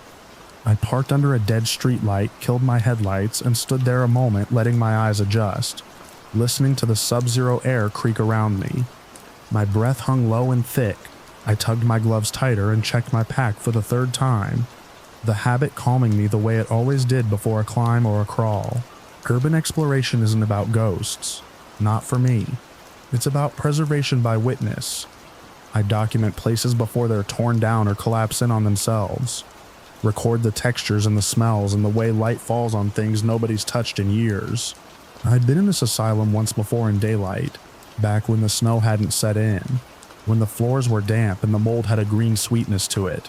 At night, with the temperature locked below 0 and the sky clear and sharp as broken glass, it felt different, taut, as if the building were holding its breath. I found the side entrance where the fence had been pried back months earlier. The door was boarded, but the boards had been loosened and slid aside just enough for a careful person to slip through. Inside, my headlamp caught dust motes frozen in the beam. The smell was old paper and rust, and something faintly medicinal that never quite leaves places like this. The cold bit at my cheeks immediately. No power, no heat. The kind of cold that settles into your bones and makes sound travel farther than it should. I moved slow, stepping where I remembered the floor was solid. The asylum had been shut for decades, but the bones were still there. Long corridors, paint flaking in curls like dead leaves. Doors with their glass punched out and edges dulled by time. My boots made a careful scuff on the tile. I paused, listening. Nothing but the distant rattle of the boards outside, and the far-off hum of traffic down in the city, muffled by snow. My plan was simple. Photograph the main hall, then the wards on the east wing. I'd heard rumors online about a Christmas display some teenagers had staged in one of the dining rooms years back. A prank that had gone wrong when they panicked themselves. I didn't put much stock in it. People project all kinds of nonsense onto abandoned places, especially around holidays. Still, I'd brought extra batteries and my audio recorder, because if there was anything to hear, I wanted it clean. The dining hall was farther in than I remembered. The corridor bent left where a section had collapsed, forcing me to detour through what had once been administrative offices. Paper lay in drifts on the floor, forms and memos yellowed and stiff. I passed a wall calendar frozen open to December, the year torn away. Someone had drawn a crooked star on the 25th with a pen that had bled through the page. The door to the hall was ajar. Light spilled out around the edges. Not electric, not candlelight. It was the soft, diffuse glow you get from snow-reflecting moonlight through high windows. I pushed the door open with my shoulder, careful not to let it creak, and stepped inside. The table ran the length of the room, a long rectangle draped in a white cloth that fell in even folds to the floor. 12 place settings, 12 place settings, 12 plates, white and unchipped, arranged with a precision that didn't belong here. Silverware laid just so. Glasses filled to the same level with something dark and reflective. In the center, platters of food that steamed gently in the cold air. I stood there, my brain stalling on the sight like a car on ice. Steam, I could see it. Thin threads rising and dissipating, carrying with it the unmistakable smell of roasted meat and bread. My mouth watered before the rest of me caught up, before the cold logic kicked in and told me that nothing in this building should be warm. The windows were high and broken. The wind cut through the room. My headlamp beam shook as my hand did. I took a step closer. The floor under the table was clean, swept.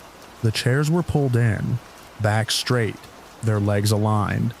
12 of them, I counted without meaning to, and then stopped myself, annoyed at the reflex. The food looked like a Christmas dinner from a magazine spread. Turkey browned and glistening, potatoes piled high, butter melting into them, green beans, bread rolls wrapped in a cloth basket, a bowl of cranberry sauce with a spoon resting in it, the metal dull and old. I leaned in and felt it on my face. Heat, actual warmth radiating off the platters. The steam fogged my lenses. My breath came faster, loud in my ears. I told myself there had to be an explanation. A generator someone had brought in. A gas heater hidden somewhere. A prank set up hours ago that hadn't cooled yet. I reached out with a gloved hand hovering over the turkey. The heat pressed back. I didn't touch it. The room was silent. No voices. No movement. Just the faint tick of something contracting as it cooled. Except nothing here was cooling. The steam kept rising. My audio recorder clipped to my strap showed a flat line. No background hum. No electrical buzz. Just my breathing and the soft whisper of fabric as I shifted. I took photos. Habit again. Grounding me.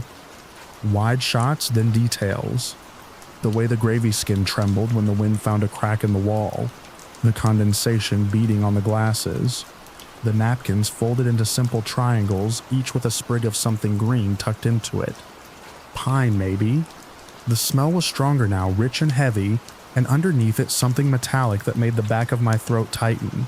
I was lining up a shot of the far end of the table when I heard it. A scrape. Wood on tile. I froze, finger hovering over the shutter.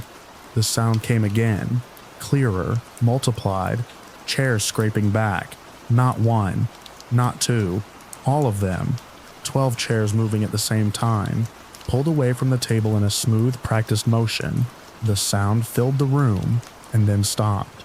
I stood there, my heart hammering so hard I was sure it would register on the recorder. My headlamp beam swung across empty space. No shadows moving. No figures where the chairs should have been. The chairs themselves sat a few inches farther back than they had a moment before, their legs leaving fresh lines in the dust-free floor. I didn't shout. I didn't run. I did what I always do when something doesn't fit. I looked for the cause. I crouched and ran my gloved fingers over the floor, following the lines to the chair legs. No strings, no tracks leading away. The air was still, cold on my knees. The smell of food pressed in on me, now tinged with something sour. My mind offered explanations and discarded them as fast as they came. Settling, Thermal expansion, a trick of acoustics in a long room, except the movement had been simultaneous. Clean, except the heat, except the fact that I was alone in a locked, powerless building with a table set for 12 and the sound of an invisible dinner party excusing itself. I stood up slowly. The room felt smaller, the ceiling lower. My headlamp flickered, then steadied. I checked the time on my watch. Late. Later than I'd thought. The minutes had slipped while I was focused on the table. I backed away, careful not to bump anything, my eyes never leaving the place settings. That's when the confusion hit. Not fear yet. A layering of sensations that didn't agree with each other. The cold at my back, the heat at my face, the smell of food and the smell of rot, the quiet and the memory of sound. My stomach growled, loud and traitorous. For a split second, absurd and horrifying. I had the thought that I was late, that I was the 13th place, standing because there wasn't a chair for me. The thought snapped something. I took another step back, and my heel caught on the edge of the rug under the table. I windmilled, caught myself on a chair, and it slid an inch with a whisper. The sound echoed in my skull. I let go like it had burned me. The audio recorder spiked then, a burst of static that made me flinch. I glanced down. The meter danced for a heartbeat and then settled. I didn't look at the playback. I didn't want to hear what it had caught, or hadn't. I turned and walked, then hurried, then ran. The door banged against the wall as I went through, the sound loud and alive in the dead corridor. My boots slapped tile. My breath tore in and out of me. White clouds in the beam of my light. The building seemed to shift. Hallways longer than they should be. Corners coming up wrong. I took a wrong turn and ended up back in the administrative offices. Paper crunching underfoot. I stopped, pressed my back to a wall and forced myself to slow down. Panic makes you sloppy. Sloppy gets you hurt. I listened. Nothing followed me. No footsteps, no voices. Just the building settling, old and tired. I retraced my steps, found the right corridor and kept moving. The cold bit deeper now that I was sweating. My fingers ached inside my gloves. I passed doors I didn't remember, rooms that yawned empty and dark. In one, a string of faded paper snowflakes hung from the ceiling, motionless. In another, a tree stood stripped of needles, tinsel drooping from bare branches. The side entrance came into view like a promise. I shoved through the gap in the boards and stumbled out into the night, the air hitting me like a slap. I didn't stop until I was at my car, hands shaking as I fumbled the keys.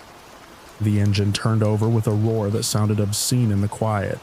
I cranked the heat and sat there, forehead on the steering wheel, breathing until the world settled back into something with edges. I didn't go back inside. I drove until the asylum was a dark shape in my rearview mirror, then until it was gone. When I got home, I laid my gear out to dry and downloaded the photos. They were all there. The table, the food, the steam caught mid-rise in the frames, the chairs pulled back just enough to notice if you knew where to look. I didn't listen to the audio until morning, when the light was flat and forgiving. There was my breathing, the scrape of my boots, and then at the moment the chairs moved, a sound like fabric shifting, and a dozen soft exhalations layered over each other, gone as quickly as they came. I archived the files and backed them up twice. I didn't post them. I haven't gone back to the asylum. Sometimes late at night when the temperature drops and the house settles, I smell roast meat and pine, and for a second I'm standing at the end of a long table in a room that remembers being full, and I know better than to pull out a chair.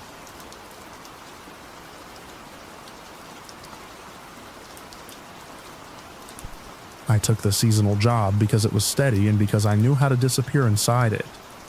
The beard, the hat, the red coat that smelled like dust and peppermint oil, they gave me a place to stand that wasn't quite me. I clocked in every morning before the mall opened, walked past the dark storefronts with their gates half down like tired eyelids, and settled into the chair by the tree while the lights came up and the music started its loop. By the time the doors opened to the public, I was already Santa, already smiling at a world that expected nothing else from me. The line formed quickly during the holiday rush. Parents checked their phones, kids bounced and tugged at sleeves. The photographer adjusted his lens. I did what I'd done for years. Asked names, listened to lists, nodded at stories I'd heard 1,000 times. It was loud, but it was a practice kind of loud. I could float inside it. The first time I noticed the child, it was because he didn't move with the rest of them. He stood apart from the line, close enough that the rope brushed his sleeve, far enough that no adult seemed to claim him. He was small for his age, maybe 7 or 8, in a dark coat that looked too heavy for indoors. He didn't fidget. He didn't speak. He just watched. I told myself it was nothing. In a mall that busy, kids got separated all the time. I glanced up between families, ready to flag security if I had to, but every time I looked back, he was still there. Hands at his sides, eyes on me. When his turn came, the handler gestured him forward. He didn't respond. The handler shrugged and moved on. The line flowed around him like water around a rock. He was there again the next day, and the day after that. Same spot, same coat, no parent, no words. He never tried to sit on my lap. He never held out a letter. He just stood, watched, and when the line was gone, he drifted back into the crowd and vanished. I asked the photographer if he'd noticed.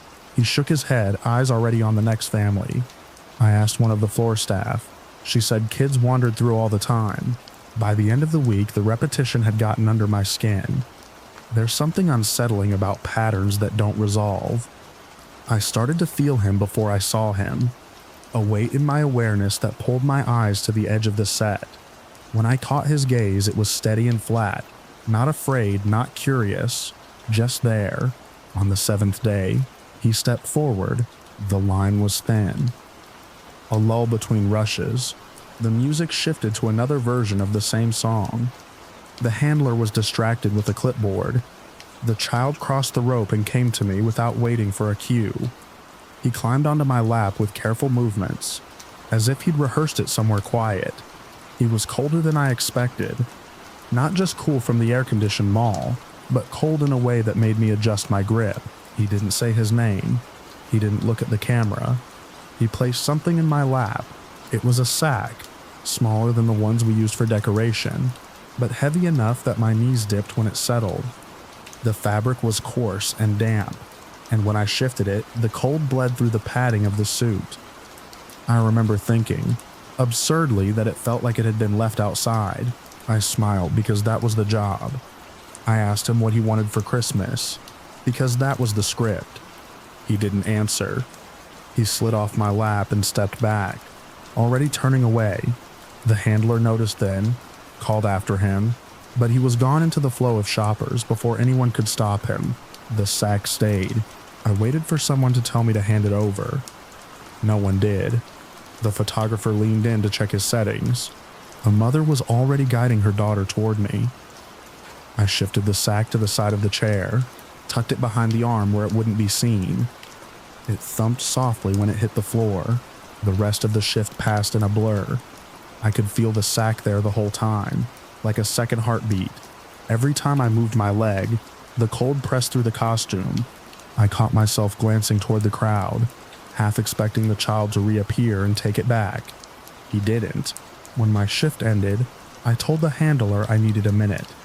I dragged the sack behind the backdrop into the narrow space where we kept water bottles and spare hats. I untied the cord. The smell came first. Not rot, not anything dramatic. Just a flat old smell, like a drawer that hadn't been opened in a long time. I reached in and pulled out a sneaker.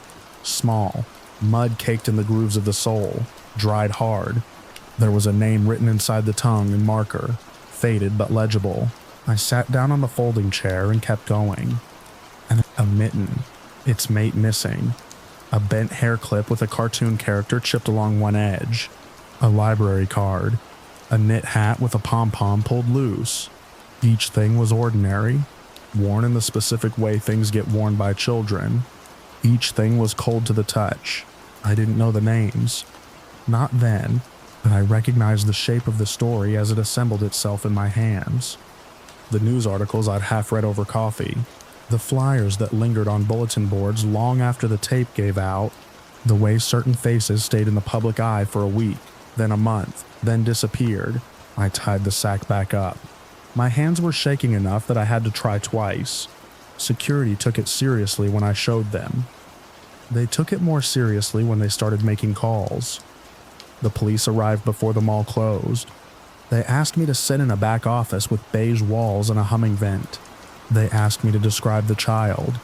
I did my best, which wasn't very good. Dark coat, small, quiet, cold. They asked if I'd seen him before. I told them about the days, the watching, the repetition. One of them wrote it down. Another watched my face. They took the sack. They asked me to stay off the floor for the rest of the season. They said they'd be in touch. I went home and sat in my kitchen until the sun went down. I kept seeing the child's hands, how carefully he'd placed the sack, how deliberate the movement had been. I slept badly. Over the next few weeks, pieces of it filtered back to me. Not officially, through a neighbor who knew someone at the station, through a clipped segment on the local news that didn't mention the mall or Santa.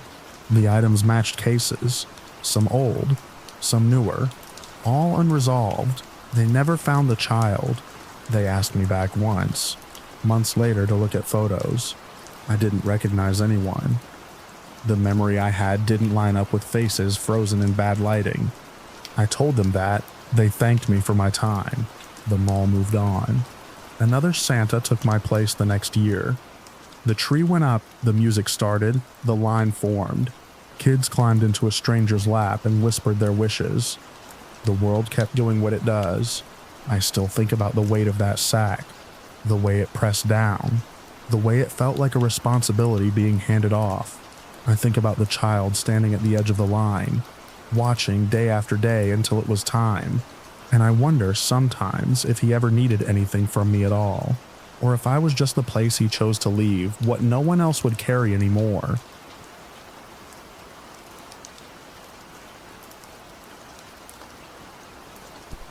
I noticed it while I was correcting the spacing on the lower branches, crouched on the rug with a ruler and a box of hooks, the way I do every December.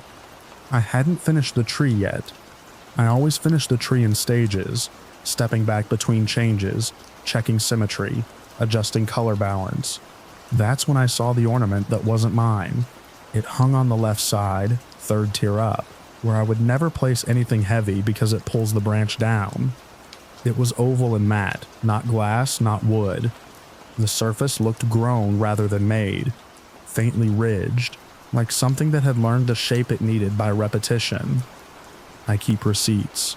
I inventory my decorations at the end of every season, box by box, and nothing like that had ever passed through my hands. I stood and lifted it gently between thumb and forefinger. It was warmer than the room. Not warm the way a bulb gets warm, but warm like skin that's been under a sweater. I held it close to my ear, because that's what you do when something doesn't behave like an object. The house was quiet. The heater had shut off. Outside, the street was empty. In the silence, the ornament shifted. Not a movement I could see, but a pressure change like a tiny flex. It pulsed once, twice, slow and deliberate, as if it were listening for something and answering itself. I laughed out loud and immediately felt foolish. The sound filled the living room, and the feeling stopped. I set the ornament back where I found it, and stepped away, telling myself I'd misplaced it, that it belonged to a neighbor or came with a string of lights. I finished the rest of the tree with more care than usual, adjusting until the branches held their lines. When I turned the lights on, the ornament didn't reflect anything. It absorbed the glow around it, dimming the needles nearby. That night, I lay awake longer than I meant to. The house makes normal noises at night. Pipes cool, the refrigerator ticks. When everything went still, when the quiet pressed in, I thought I could feel a vibration through the floor, as if a truck were idling far away. I put my palm against the wall by my bed. The feeling wasn't there. I told myself I was keyed up, because I'd broken my routine by leaving something unfinished. The next morning, Mrs. Alvarez from 2 houses down was at the fence when I went out to get the paper. Her dog, a squat brown thing that usually wagged itself sideways when it saw me, was pressed against her leg, hackles up, staring at my front door. Mrs. Alvarez asked if I'd heard anything last night. I told her no. She said her dog wouldn't stop growling at the dark, and that wasn't like him. By the afternoon, I'd convinced myself to remove the ornament.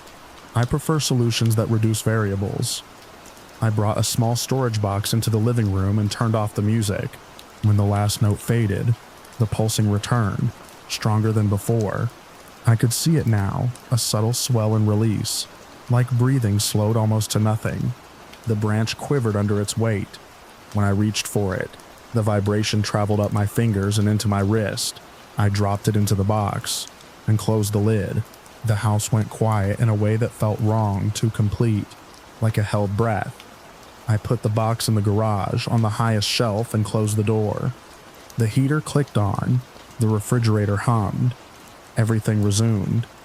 I washed my hands longer than necessary. Over the next few days, things in the neighborhood shifted. Mr. Chen's cat didn't come home one evening. A flyer went up on the mailbox with a photo taken on a phone. The edges blurred. The next day, a different neighbor complained about scratching sounds under her porch and blamed raccoons. When I stepped out to check my lights at dusk, a dog I didn't recognize barked at me from across the street.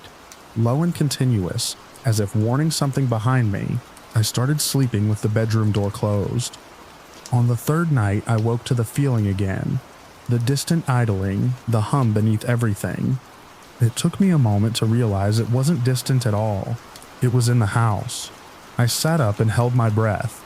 In the quiet, the vibration resolved into a rhythm I recognized.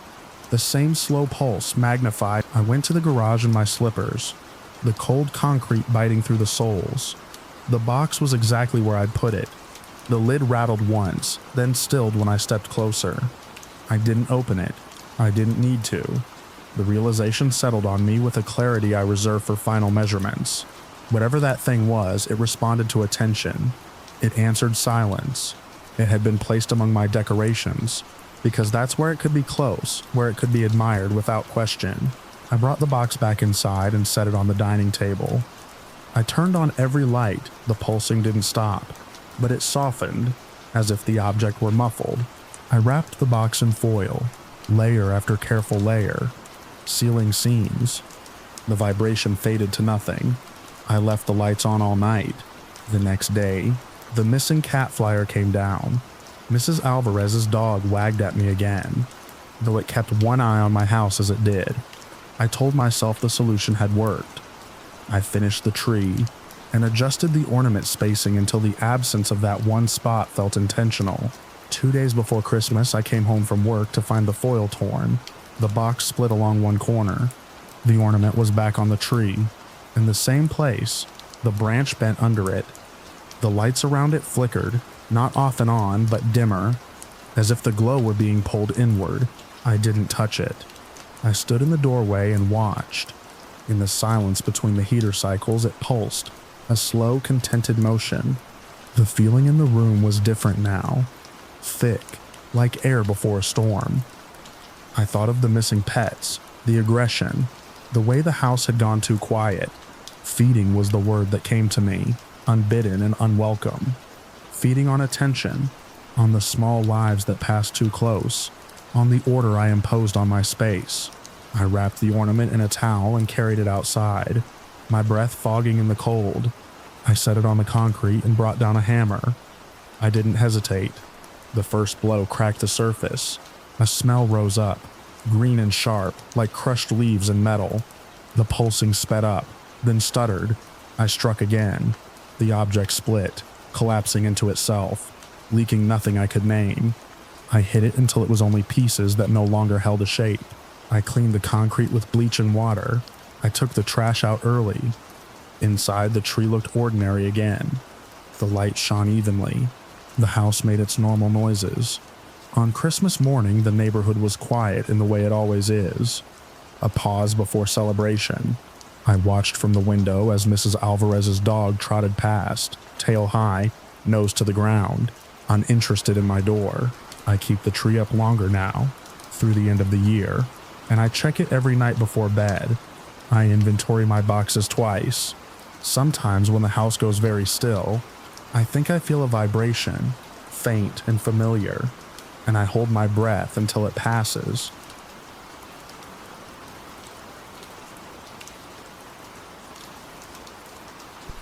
I was already late when I crested the pass, the car's headlights carving a narrow tunnel through the blizzard, while the rest of the world vanished. Snow slapped the windshield sideways, a dry rattling sound like handfuls of gravel. I kept both hands tight on the wheel and leaned forward, as if that would help me see around the next bend. The radio had long since given up, leaving only the hum of the engine and the rhythmic scrape of the wipers. I told myself I just needed to get over the mountain and down the other side. Home for the holidays, warm lights and a locked door waiting at the end of the road. That was when I saw him standing in the breakdown lane, half buried in blowing snow. He wore red, not the reflective vest I expected, not a parka, but a red coat trimmed in white that looked like it had stepped out of a postcard. The suit was old-fashioned, heavy wool sagging at the seams. The white fur yellowed with age. A matching hat sat low over his brow. He had one arm raised, thumb out, the other pressed against his side as if to keep the wind from cutting through him. No car nearby, no hazard lights, just him and the storm. I slowed without thinking. Compassion comes easy when you picture yourself stranded in the same place. I eased onto the shoulder, tires crunching over packed snow, and rolled down the passenger window just enough for the cold to bite my knuckles. He leaned in close enough that I could see ice crusted in the white fur, his beard stiff with frost. His eyes were shadowed under the hat brim. He didn't speak. He just looked past me, into the car, and lifted his hand to point. At first I thought he meant the passenger seat. I nodded and reached over to pull the lever. The seat slid forward with a squeal. He shook his head slow and deliberate, then pointed again. Not at the front, he pointed over my shoulder toward the back seat. I twisted in my seat and looked. The back was empty. A blanket, a thermos, a paper bag with gifts inside, all settled where I'd tossed them earlier. No people, no room for confusion. He pointed again, insistently now, his finger tapping the glass. The motion left a faint streak in the frost. "Back there?" I said, the word fogging the air between us. My voice sounded small in the storm. He nodded once. There was something about the way he did it that made my stomach tighten. Not threatening, just certain, as if the decision had already been made somewhere else. I unlocked the doors. The cold rushed in as he opened the rear door and climbed inside. Snow shook loose from his coat and melted on the upholstery. He closed the door behind him with care, soft click lost under the wind. I pulled back onto the road and kept driving. The silence settled immediately. No thank you, no explanation. I told myself some people just didn't talk. Maybe he was cold. Maybe he was in shock. The heater roared, struggling to keep up, and I focused on the road, on the white lines that appeared and vanished under the snow. In the rearview mirror, I could see him sitting straight back in the center of the back seat. He hadn't leaned forward. He hadn't buckled in. His gloved hands rested on his knees. His face was angled down, hat brim shadowing his eyes. Every few seconds he lifted one hand and pointed again, always at the same spot, an empty place to his right. I glanced back, then forward, heart beginning to beat faster. There was nothing there. The seat cushion was smooth, the headrest bare. The blanket I'd tossed earlier was crumpled on the other side. He pointed, lowered his hand, pointed again. "Is someone else coming?" I asked, keeping my eyes on the road. The words sounded foolish as soon as they left my mouth. No answer. The only response was that steady, silent gesture, the finger cutting through the air and stopping inches from the empty seat. I tried to rationalize it. Maybe he was confused. Maybe he thought someone should be there. The mountain pass has a way of stripping things down to basics. Cold, darkness, movement. You don't question every odd thing when you're just trying to keep the car between the lines. Still, every time he pointed, a chill crept up my spine that had nothing to do with the weather. The road wound tighter as I climbed. Snowbanks loomed on either side, swallowing the reflectors. I slowed further, the engine whining in protest. That was when the lights flickered, just a brief dip like someone had blinked. The dashboard dimmed. The radio crackled to life for half a second with a burst of static, then died again. I eased off the gas. "Come on," I muttered, more to myself than to the car. The engine coughed once, hard, and then everything went quiet. The headlights went out. The dash went dark. The heater fan spun down with a sigh. The sudden silence was so complete it felt like pressure against my ears. We rolled to a stop in the middle of the lane. Snow filled the beamless night, thick and relentless. I fumbled for my phone, the glow harsh in the dark. No signal, the battery icon blinked red. Behind me, something shifted. I turned in my seat. Phone light cutting across the back seat. It was empty. The red suit was gone. The hat, the beard, the gloves. The spot where he'd been sitting was dry, untouched. No melted snow, no impression in the seat. The rear doors were still locked. I sat there for a long moment, listening to my own breathing, to the wind rocking the car. My mind ran through explanations at a frantic pace. He'd slipped out somehow. He'd been there and I'd imagined him leaving. I was tired. The storm was getting to me. I reached back and tried the door handles. Locked. I hadn't unlocked them. I swung back around and stared through the windshield at the blank wall of snow. The cold began to creep in, seeping through the seals. I could feel it in my toes, my fingers. Then the engine turned over. It started without warning, a sudden roar that made me jump. The headlights flared back to life, illuminating the road ahead. The dash lights glowed steady and bright. The heater kicked on, blasting warm air like nothing had ever been wrong. I didn't question it. I put the car in gear and drove. I didn't look back again until I was off the mountain and the storm thinned to flurries. When I finally did, the back seat was still empty. The blanket lay where it always had. The gifts hadn't shifted. I went straight home and locked the door behind me. I didn't tell anyone that night. I didn't sleep much either. Weeks later, when the roads were clear and the season had moved on, I drove that pass again in daylight. I told myself I was just curious. The pullout where I'd stopped was there. A narrow strip of asphalt against the snowbank. No sign, no marker, no reason for anyone to have been standing there in a blizzard. On the way down, I found myself glancing at the rearview mirror out of habit. The back seat was empty. I still think about the way he pointed, over and over at a place where nothing was, about the certainty in that small, repetitive motion, about the locked doors and the sudden silence, and the way the car came back to life, as if nothing had happened at all. I don't pick up hitchhikers anymore. I don't drive that pass at night if I can help it. And every winter when the snow starts to fall and the roads grow quiet, I check the back seat before I start the car, just to be sure there's nothing waiting there that I can't see.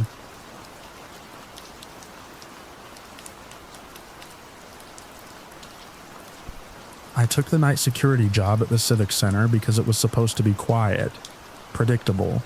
The building was a slab of concrete and glass wedged between a frozen river walk and a municipal parking deck, and after 10 at night, it belonged to the echo of my boots and the hum of the boilers. In winter, the place felt sealed off from the rest of the city, like a bunker that had missed whatever disaster everyone else was reacting to. That was the appeal. I needed work that didn't follow me home. My shift ran from 10 at night to 6 in the morning. I signed in at the desk, clipped the radio to my belt, checked the monitor wall and started my rounds. Same route every night. Lobby, auditorium, offices, loading bay, basement. I knew the smell of each floor. Lemon cleaner upstairs. Dust and old paper near records. The basement smelled like damp concrete and cold metal, even in January when everything else outside was locked in ice. The door was what broke the routine. It was a steel fire door in the lowest corridor, painted the same municipal beige as everything else. According to the facilities map, it had been sealed years ago when they reworked the maintenance tunnels. Welded shut, marked inactive. No access. I'd walked past it dozens of times without really seeing it. That night, on my first basement pass just after midnight, the door was open, not wide, just enough to notice. A black seam where there shouldn't have been one. Cutting into the fluorescent glare of the hallway, I stopped about 10 feet back and stood there longer than I want to admit. The building had a way of making small changes feel louder than they were. A vent kicking on sounded like a footstep. A pressure change made doors breathe. I told myself that facilities must have reopened it for some reason. I told myself that if it were actually sealed, it couldn't be open. That logic got me closer. The hinges didn't squeal when I pushed it. The door swung inward smoothly, like it had been used recently. Beyond it was a narrow service corridor. Unfinished concrete, exposed pipes running along the ceiling. My flashlight beam caught flakes of rust and old insulation. The air was colder there, a clean, biting cold that felt like outside air trapped underground. I logged it mentally as a facilities issue and stepped through. The corridor led to a maintenance room I'd never been in before. No signage, no number, just a bare bulb hanging from a cord, already on, that should have sent me back out immediately. Instead, I took 2 more steps, because the light meant someone had been there recently and my job was to notice things like that. The walls were covered. At first, I thought it was wiring or some kind of planning diagram. Paper tacked up in uneven rows, curling at the corners. When my flashlight moved and the shadows shifted, I saw faces. My face. Not caricatures or rough sketches. Detailed pencil drawings. Dozens of them. All variations of me. Some were full body, standing in uniform. Some were just my head, angled slightly left or right. A few were profile views, jawline shaded carefully, ear shape exact. The likeness wasn't flattering or cruel. It was accurate. Too accurate. Even the scar near my hairline from when I split my head on a doorframe as a kid was there. My mouth went dry. I didn't touch anything. I didn't step fully into the room. I just stood in the doorway and counted how many versions of myself were looking back. I lost track around 30. There were dates in the corners of some pages, notations, times. One sketch showed me leaning over the desk in the lobby, head down, writing the log. The time next to it matched my shift start from 2 weeks prior. Another showed me in the loading bay, tugging my jacket closed. I remembered that night because the dock door had been stuck, and I'd been swearing under my breath. I backed out of the room without turning around and pulled the door closed. My hands were shaking enough that the latch rattled. I keyed my radio and told dispatch I'd found an unsecured area in the basement and needed facilities notified in the morning. I didn't mention the drawings. I didn't know how to say it out loud without sounding unhinged. Back at the desk, I pulled up the camera feeds. We had decent coverage for a civic building, fixed cameras in hallways, pan tilts in public spaces, a few exterior shots. The basement coverage was limited, but the service hatch area had one camera because it opened near the Riverwalk. I rewound the footage at 11:47 p.m. The hatch cover shifted.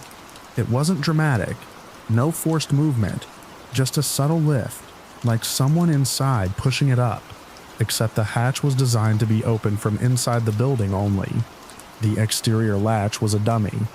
I'd seen the schematics. I'd tested it myself on slow nights.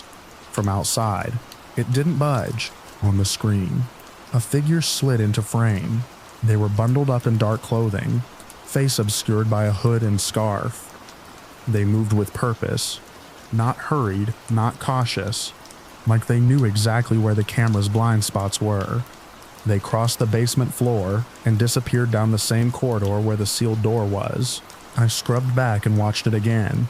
The timestamp was solid. No glitch, no jump cut. The figure never looked at the camera. I called it in then.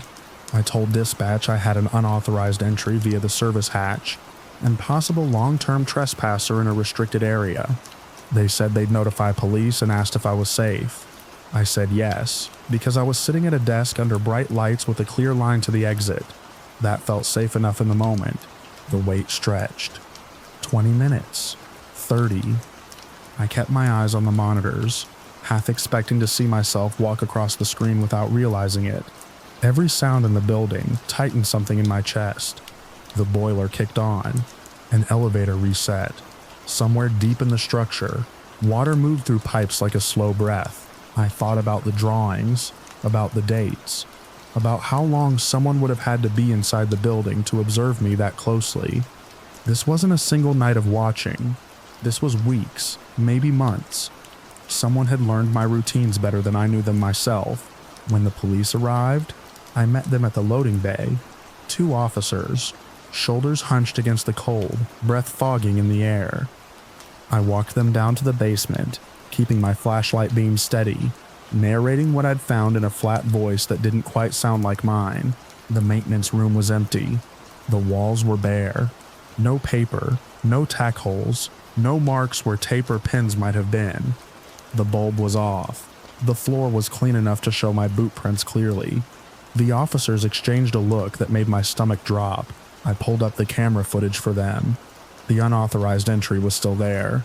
That helped. They took it seriously after that. They searched the basement, the service corridors, the stairwells. They found the door I'd mentioned, but now it was closed, welded seam intact, paint unbroken. According to one officer, it looked like it hadn't been opened in years. They checked the hatch from outside. Solid. No signs of tampering. They took my statement anyway. Asked about stress, sleep, whether I was on any medication. Standard questions. Delivered neutrally. I answered them all. I wasn't offended. I was too busy trying to reconcile what I'd seen with what was in front of me now. I handed in my keys that morning. I told my supervisor I was resigning. Effective immediately. I cited personal reasons. I didn't go into details. He looked surprised but not shocked. Turnover on night security is a quiet constant. People leave for all kinds of reasons they don't want to explain. On my way out, I paused in the lobby and looked at my reflection in the glass doors. The building behind me was already filling with staff, with the normal noise of a workday. From the outside, it looked secure, imposing, closed off against the cold. I still think about that maintenance room, about the care in those drawings, about how someone could be so close to me without ever being seen. The footage of the hatch is archived somewhere, tagged and forgotten. A technical impossibility logged as an anomaly. The room itself, if it exists at all, is probably locked behind a door no one remembers is supposed to be sealed. I don't work nights anymore. I don't work security. I avoid buildings that hum the way that one did, like they're awake even when they shouldn't be. Sometimes when I'm alone and catch my reflection at the wrong angle, I feel the same cold I felt in that corridor, like outside air trapped where it doesn't belong, and I wonder how long someone has to watch you before they know you better than you know yourself.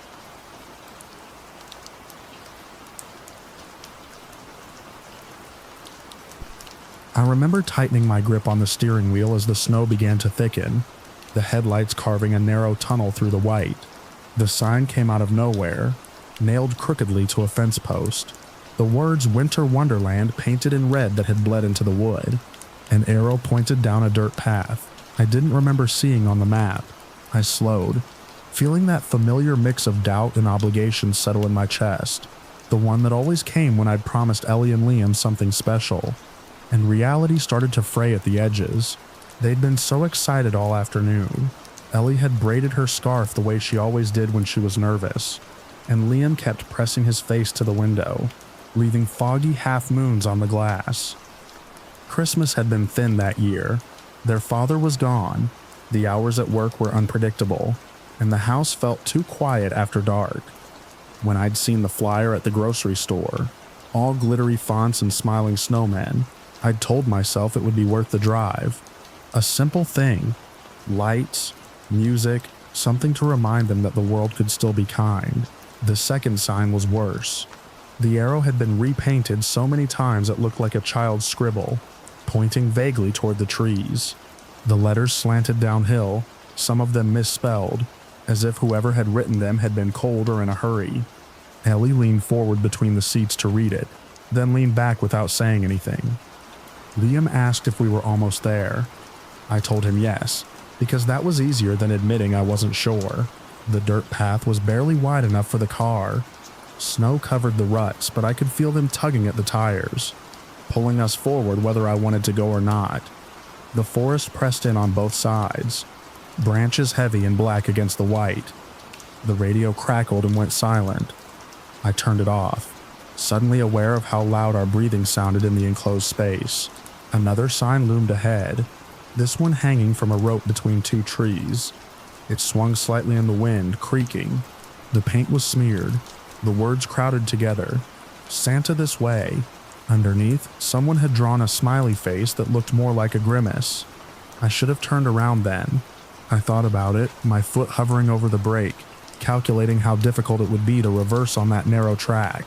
Behind us, the path had already filled with falling snow, the way erased by weather and time. We came into a clearing that felt wrong as soon as the trees fell away.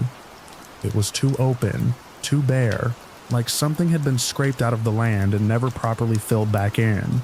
A few strands of lights hung between poles, flickering weakly, some bulbs blown, others pulsing like tired eyes. In the center sat a porta-cabin, leaning slightly to one side, its paint peeling, its windows fogged from the inside. A plywood sign leaned against it, Winter Wonderland again, the letters dripping. I parked near the edge of the clearing, keeping the engine running. Ellie and Liam stayed close to me as we got out, their boots crunching on packed snow. The air smelled damp and metallic, not like pine or fireplaces, just cold and old. I scanned the clearing for other families, other cars, anything that would make this feel like an attraction and not an afterthought. There was nothing, no music, no laughter, just the hum of the lights and the wind moving through the trees. The door of the porta-cabin opened with a squeal, and a man stepped out. He wore a red tracksuit that might once have been festive but was now torn at the knee and frayed at the cuffs. A Santa hat sat crooked on his head, the white trim gray with grime. His beard looked glued on, peeling slightly at one corner. He smiled when he saw us, but it didn't reach his eyes. He didn't say anything at first. He just stood there, hands clasped in front of him, rocking slightly on his heels. I felt Ellie press into my side. Liam took a step back, his breath coming faster. I forced a smile of my own, the polite one I used when I wanted to keep things calm. The man gestured toward the cabin, a sweeping motion that almost made him lose his balance. I asked if this was the Winter Wonderland. He nodded too quickly, the hat slipping further down his forehead. He opened the door wider, and a wave of warm, stale air rolled out, carrying a smell like wet clothes left too long in a machine. I thanked him and said we'd just look around. My voice sounded too loud in the quiet. He didn't respond, just watched us, his eyes flicking from me to the kids and back again. I realized then that there were no decorations outside beyond the lights, no displays, no snowmen, just the cabin and the trees, and the path that had brought us there. Inside the cabin, it was dim. A single string of lights ran along the ceiling, casting uneven shadows. There was a folding chair in one corner, and a table with a plastic tablecloth printed with candy canes. On it sat a bowl of cheap wrapped sweets and a clipboard with blank paper. No presents, no elves, no warmth beyond the bare minimum to keep the pipes from freezing. Ellie asked if Santa had been busy. I cut her off with a gentle squeeze of her hand, shaking my head. The man closed the door behind us, the sound final and heavy. He moved closer, his boots leaving wet marks on the floor. I could see now that his tracksuit was stained, dark patches that might have been mud or something else. His beard hung loose, the elastic strap visible against his skin. He asked the children their names, his voice rough, like he hadn't used it much. Liam whispered his. Ellie didn't answer. I felt my pulse pick up, a low thrum in my ears. This was wrong.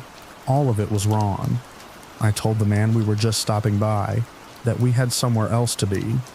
I reached for the door handle. It didn't open on the first pull. I tried again, harder, and felt it give, just enough to remind me it wasn't locked, just swollen with damp. The man laughed, a short bark that made Ellie flinch. He said the weather made things stick. He said we should sit, warm up, have some sweets. He reached for the bowl. That was when I saw the marks on his hands, the scratches and scabs, the dirt ground into his nails. I pictured the path behind us, the signs leading deeper into nowhere, the way the clearing felt like a bowl you couldn't climb out of. I thought of the engine still running, the keys in my pocket, I thought of the promise I'd made in the grocery store aisle, how easy it had been to say yes.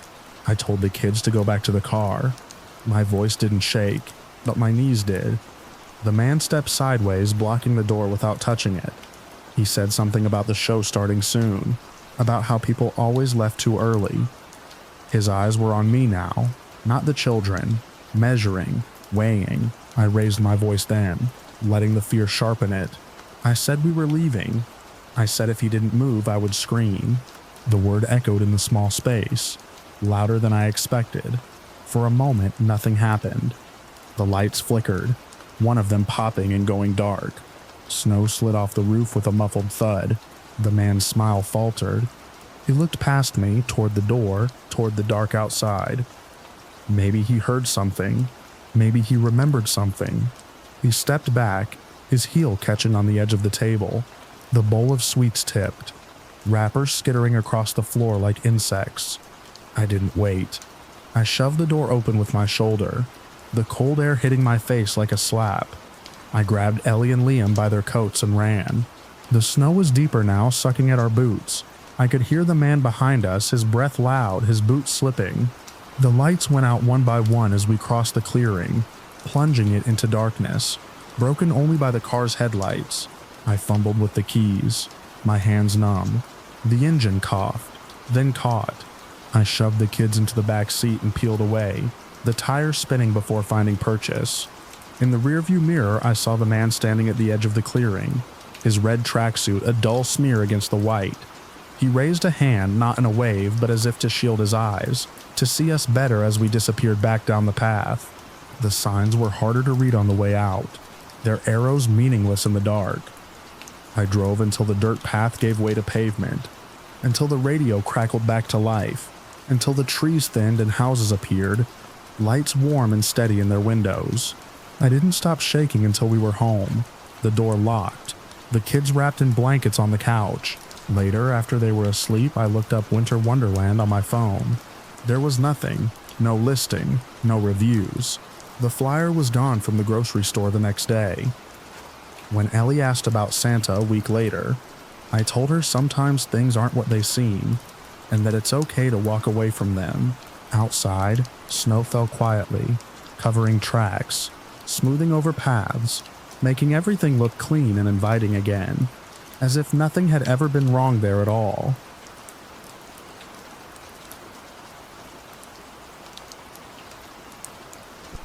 I stayed late because the numbers finally made sense after 6, when the phone stopped and the office thinned to a few glowing rectangles and the hum of heat trying to keep up with the snowstorm outside. The windows along the east wall had turned into white screens, flakes blown sideways by wind that rattled the frames. I remember pulling my sweater tighter and thinking I would leave as soon as I closed the last spreadsheet. I worked in accounts. Nothing glamorous, just reconciliations and vendor notes. That night my goal was simple: finish, print, go home. The building was an old mid-rise with badge access after hours, and I'd done late shifts before. It was safer with fewer people, I told myself. Cleaner. Ryan had started 3 weeks earlier. That was the line in the break room anyway. New hire, same floor, same team, but different pod. He smiled too easily. He asked questions that didn't feel like questions, more like statements with space at the end. What route I took in, what bus ran late, whether the snow ever slowed it. He learned my coffee order before I told him. I chalked it up to awkward friendliness. Offices breed that. By 7, the lights had dimmed automatically in the west wing. My section stayed bright. I clicked save and stood to stretch. That was when I saw the locket. It sat square in the middle of my desk blotter, brass dulled like it had been handled for years. I didn't wear jewelry to work, and I didn't recognize it. No note attached, no envelope, just the locket, hinged slightly open as if it had been set down carefully and left to breathe. I didn't touch it at first. The building had cleaning staff, but they came later. I checked my bag, my drawers, the floor around my chair. Nothing else was disturbed. I closed the locket with my fingertip and felt a faint warmth as if it had been in a pocket recently. I opened it again. Inside was a folded scrap of paper cut to fit the oval. The writing was neat.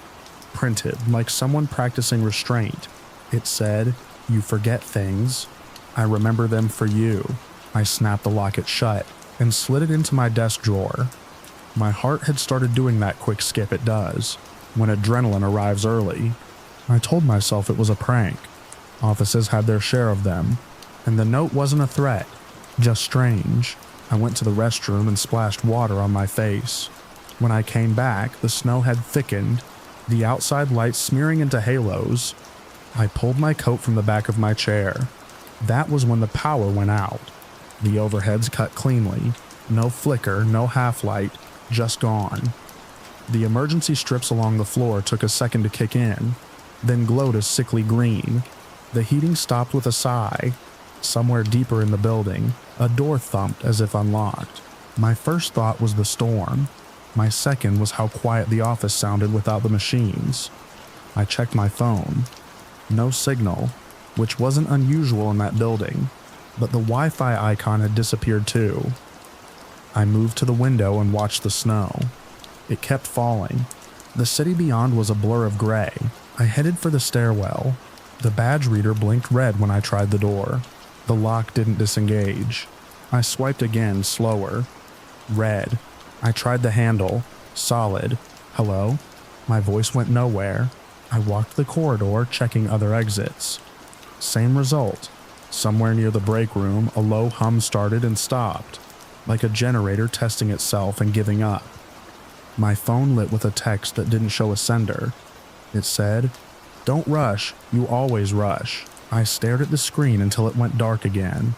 I didn't think of Ryan then. I thought of the locket.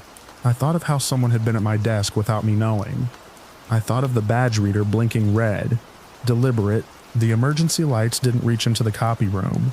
I stepped inside anyway, hands out, bumping into the counter. That was where I found the notebook. It lay on the shelf below the printer, thick and worn, its cover a plain black with no label. I opened it expecting printer logs or someone's math doodles.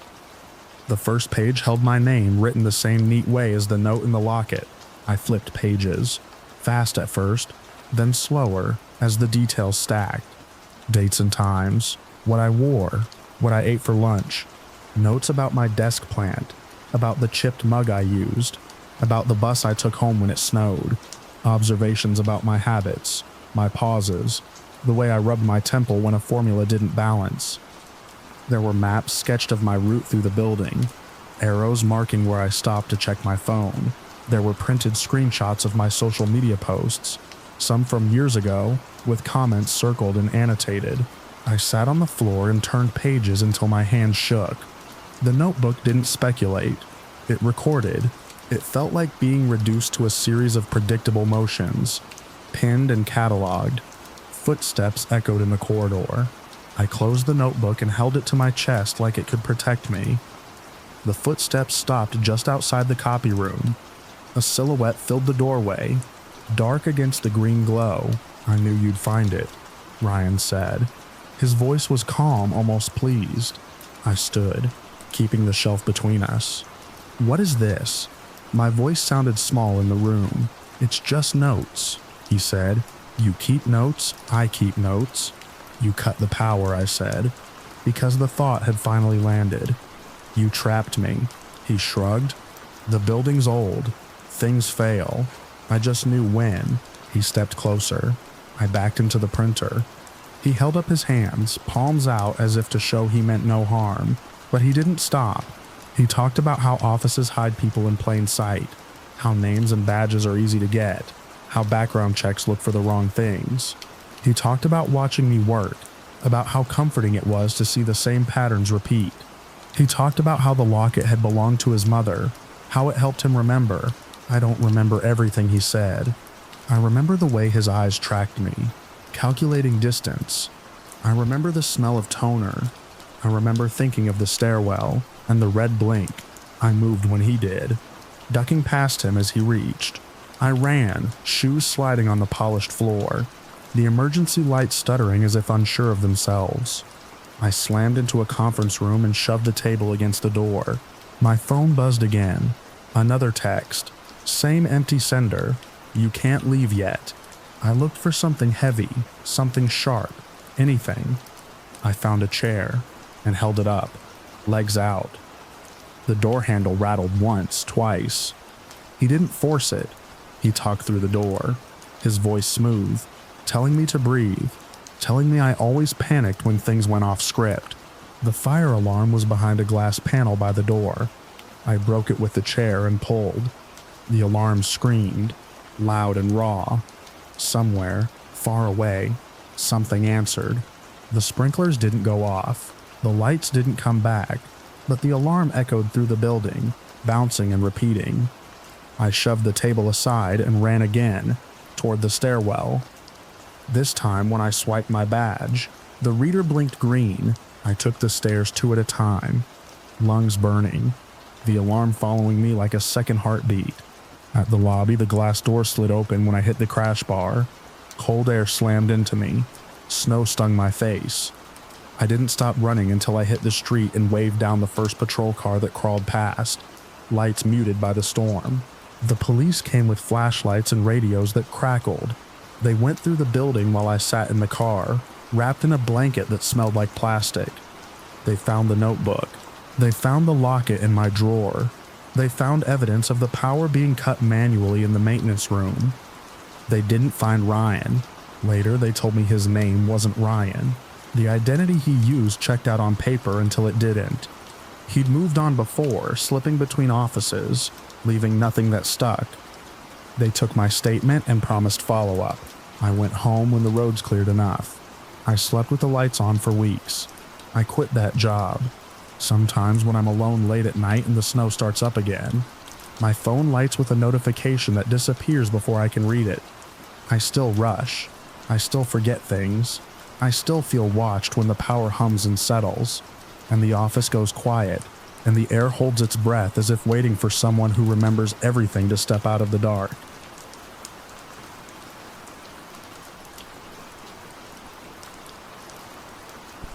The snow had already sealed the road by the time evening slid into the cabin, a blue-gray dim that pressed against the windows and made the rooms feel smaller than they were.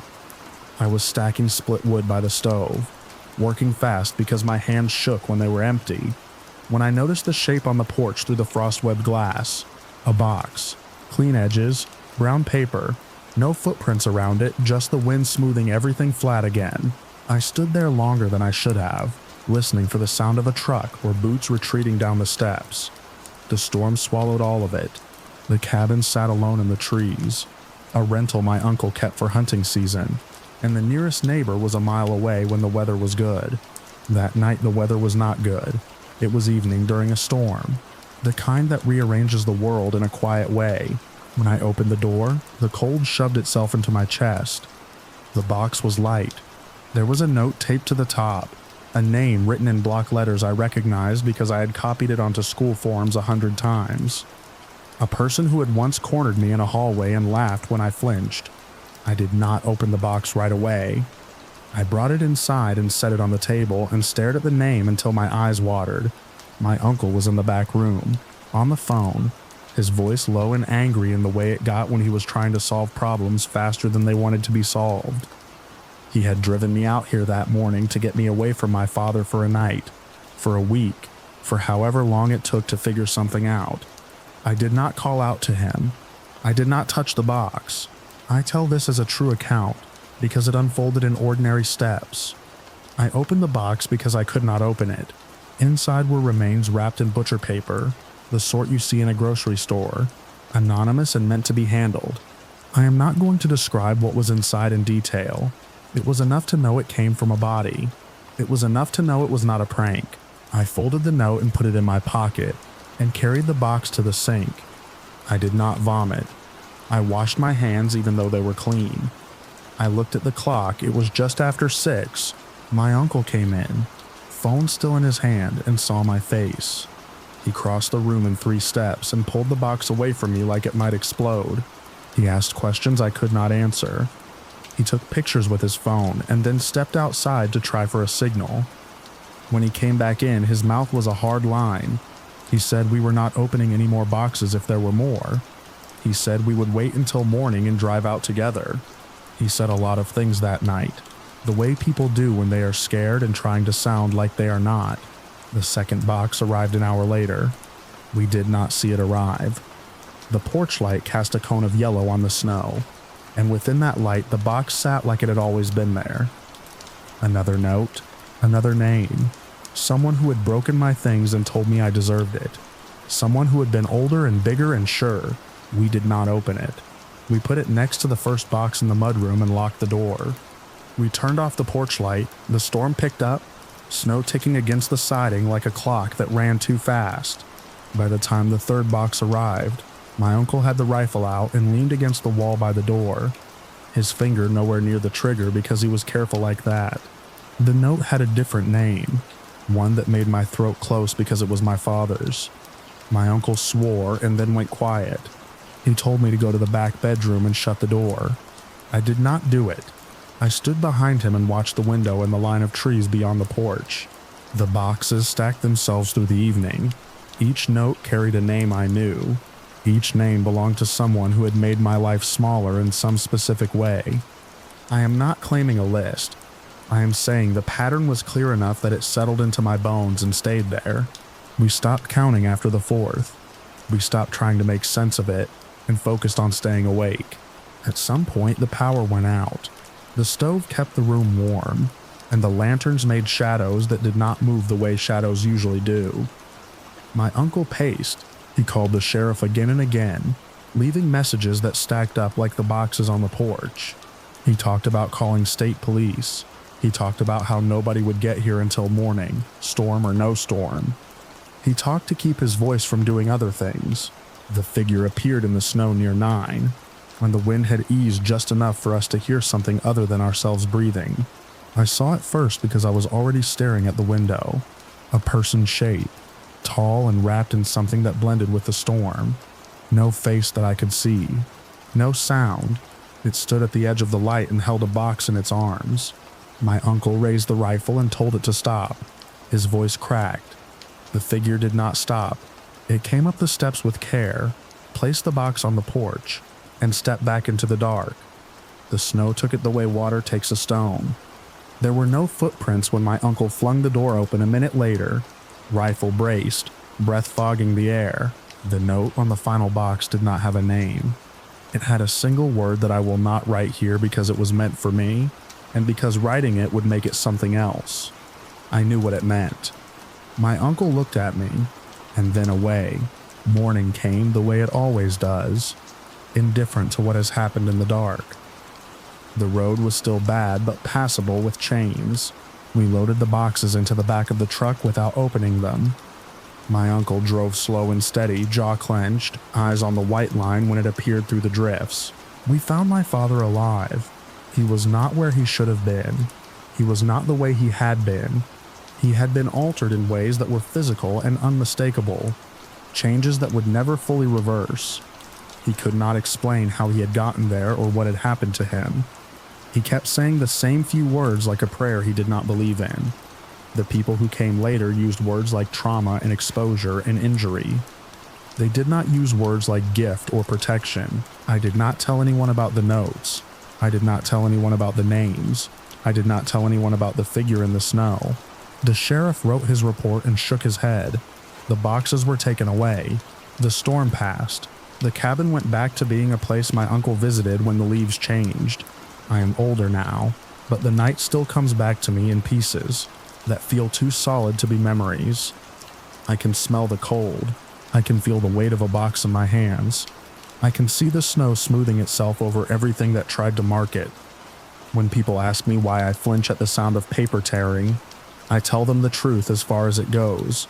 I tell them that sometimes protection looks like something else, and sometimes it comes without asking, and sometimes it leaves you with a kind of safety that costs more than you knew how to pay.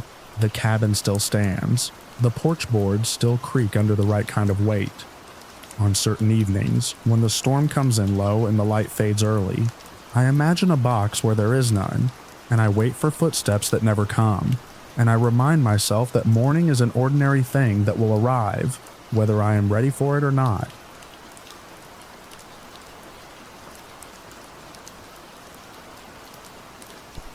The front of the store was dark, except for emergency lighting, aisles stretching out like ribs under a dim glow. Seasonal displays still stood where the day crew had left them, including a life-sized animatronic Santa propped beside a stack of discounted artificial trees. It was one of those older models. Nothing fancy, just a molded plastic face and a stiff arm that waved when you hit the button on the base. The button wasn't pressed. The power cord wasn't plugged in. I checked that, because the first thing I saw when I came around the corner was Santa's arm moving. It lifted, it dipped. A slow, mechanical wave that made the fabric sleeve rab softly against itself. I was the night delivery manager for a big box warehouse on the edge of town. The kind of place built cheap and wide, surrounded by asphalt and sodium lights, meant to disappear once you stepped inside. On Christmas Eve, the storm had been coming down since before sunset. Thick flakes that erased sound and swallowed distance, and by the time I clocked in, the building felt sealed off from the rest of the world. The heating system never quite kept up on nights like that. Cold pooled along the concrete floors and crept up through my boots as I walked my first round. Clipboard tucked under my arm, breath faintly visible when I paused too long. I stopped walking. The clipboard slid a little in my grip, paper whispering. The arm finished its arc and settled, then started again, as if responding to someone I couldn't see. I stood there long enough for the motion to complete twice more before my brain caught up and told my feet to move. I crouched, checked the cord, followed it back to where it ended in an empty outlet. I pressed the button. Nothing changed. The arm kept going. I straightened up, listening. No motors, no hum, just the faint squeak of plastic joints and the distant howl of wind against the loading bay doors. I pulled the Santa's arm down and held it there. It resisted me for a second, then went slack. When I let go, it stayed still. I told myself it was a temperature thing, contraction and expansion, some internal spring failing. I wrote it down for maintenance and moved on. That's how the job worked. Note the issue. Keep the night moving. We weren't expecting anything. Christmas Eve was usually dead for freight, and the schedule taped to the office wall showed nothing past noon. Still, when the dock buzzer sounded, I went back with my jacket zipped and my radio clipped to my shoulder. The bay doors groaned open, letting in a rush of snow and the smell of diesel. The truck idled there, lights cutting white tunnels through the storm. An hour later, the delivery truck showed up. The driver climbed down without a word. He was bundled up, face half hidden by a scarf, eyes on the ground as he handed me the manifest. It wasn't our usual carrier, no logo on the cab. The paperwork was thin, generic, just item counts and weights, no sender listed. I asked him where it was from. He shrugged, a small motion, and started lowering the ramp. The box held dolls, not the kind we sold. These were handmade, mismatched, limbs sewn on at wrong angles, faces painted with uneven eyes and mouths that pulled too wide. Some had yarn hair, some had none. Their clothes were scraps of fabric, stained and frayed. They were packed tight, limbs tangled, glassy eyes staring wherever they happened to land. The load was stacked with unbranded wooden boxes, rough pine nailed shut, each one marked only with a number stenciled in black. No barcodes, no handling instructions. When we cracked the first one open to spot check, the smell hit me before I saw what was inside. Glue and old cloth, and something faintly sweet, like dust that had soaked up perfume. I stood there longer than I should have, listening to the bay doors thud shut and the wind fade to a dull roar beyond the walls. The warehouse felt bigger then, emptier, as if the aisles had shifted while I wasn't looking. I closed the lid and nailed it back down, harder than I needed to. The driver didn't react. He just watched, silent, breath fogging. I asked him again where it was from. He shook his head this time. Not a refusal exactly, just an absence of answer. When the last pallet was offloaded, he signed my clipboard with a mark that barely resembled a name, climbed back into the cab and drove off into the snow. I told myself we'd deal with the shipment after the holiday. I had the pallets staged in the overflow area, shrink-wrapped and tagged, and I locked the cage. That should have been enough. It wasn't long after that when the motion sensor lights started acting up. I stepped out and looked down the main aisle. The lights were triggering one after another, starting at the far end near receiving and rolling toward me in a smooth sequence, a wave of illumination chasing an invisible presence. There were no forklifts running, no one else on shift. I keyed my radio and called out, my voice swallowed by the space. No answer. The warehouse lighting was zoned, each aisle wired to its own sensor, so the lights would come on as you entered and shut off after a few minutes. It saved energy and kept the place from feeling completely dead. I was in the office doing inventory adjustments when I noticed the glow under the door changing, bright, dim, bright again, moving like something passing by. The lights reached my aisle and snapped on overhead with a hollow pop. I felt it in my chest more than I heard it. Then one by one they went dark behind the wave as it continued on, disappearing around the corner towards Seasonal. I stood there, heart thudding, counting nothing, just watching the dark settle back into place. After a few seconds, the lights shut off above me too, leaving me in emergency glow again. I walked the route, slow and deliberate, boots echoing. The air felt different where the lights had been on, warmer for a moment before the cold crept back in. There was nothing there. No footprints in the thin dust on the floor. No sound but the building breathing. I didn't touch it this time. I just kept walking, jaw tight, eyes forward, telling myself I was tired, that nights like this played tricks. I made a note to cut power to that whole section after my next round. When I passed the Santa display again, its arm was raised. I never got the chance. The radio went bad just before midnight. Then I heard breathing. It was tuned to a local station we kept on low for company. Holiday music bleeding softly through the office. I was sitting at the desk, filling out an incident report for the unscheduled delivery, when the music warped, slowed, then cut out entirely. Static hissed for a second. I reached for the dial, thinking the storm had knocked the signal loose. The breathing shifted, as if whoever or whatever was making it had moved closer to the microphone. I backed away until my shoulders hit the filing cabinet. The sound cut off abruptly, replaced by silence so complete. My ears rang. I tapped the speaker. The breathing continued, louder now, filling the small office, bouncing off cinder block walls. I pulled the radio from its clip and turned it over, checking for an open channel. The display was dead. No frequency, no lights. Heavy. Close. Each inhale wet and deliberate. Each exhale dragging like it had to push past something narrow. It wasn't rhythmic. It didn't match my own. I froze with my hand on the radio, skin prickling. I didn't wait for it to come back. I grabbed my coat, my keys, and the clipboard with the driver's mark still fresh on the paper. As I moved toward the front, the motion lights flared again. Not in a wave this time, but all at once, bathing the warehouse in harsh white. Every aisle, every corner. The sudden brightness made my eyes ache.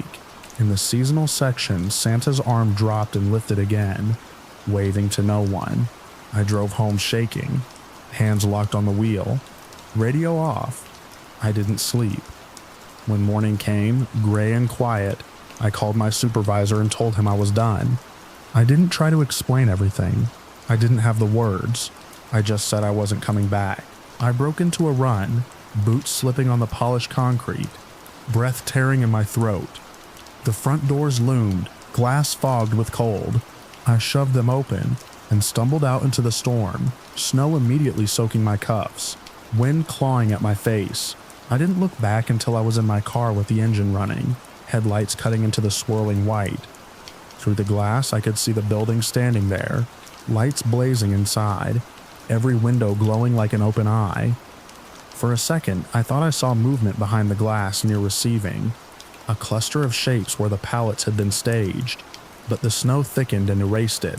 I still think about that night when snow falls heavy and the world feels cut off, about machines doing things they shouldn't, and shipments that don't belong anywhere. I never found out what was in the rest of those boxes, or who sent them. I don't know what breathed into that radio, or what walked the aisles when the lights followed it. I only know that some places keep moving long after you leave, and sometimes the only thing you can do is walk away and let them keep whatever secrets they want to keep. They didn't argue. They didn't ask me to finish out the week. They just said okay and hung up.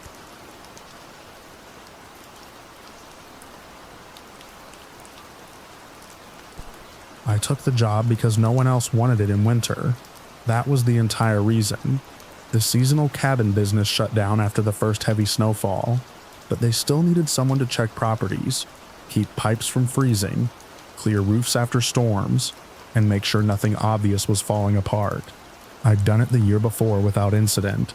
I knew the access roads, knew which generators were temperamental, knew which cabins had mice no matter what you did. This one was different, only in how far back it was. Last on the maintenance list, closest neighbor was miles away. A narrow road cut through pines and vanished into white, long before cell service did anything useful. I arrived just before dark on the first night, tires crunching over packed snow, engine noise swallowed immediately by the trees. The cabin sat low and square, a practical structure meant to disappear into the landscape. One story, metal roof, back door facing nothing but woods. I unlocked up front, went through my usual checklist by habit: thermostat, water lines, windows latched, utility closet inventory, everything normal. The silence inside was thick but not unusual.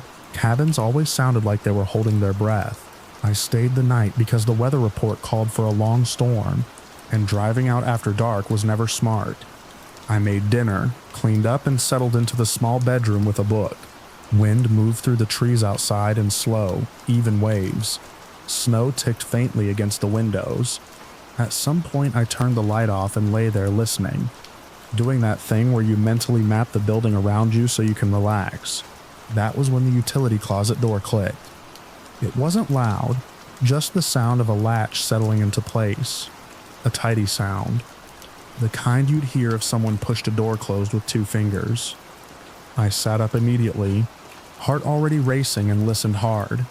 Nothing followed it. No footsteps, no shifting weight, just the house again, settling into itself. I told myself I must have left it unlatched earlier. Cold does strange things to wood and hinges. I got out of bed, walked down the short hall and checked. The door was shut, firm. I opened it. Shelves, tools, spare filters, all exactly as I'd left them. I closed it again deliberately, making sure it latched. The sound was the same. I stood there for a moment longer than necessary, then went back to bed. I didn't sleep well.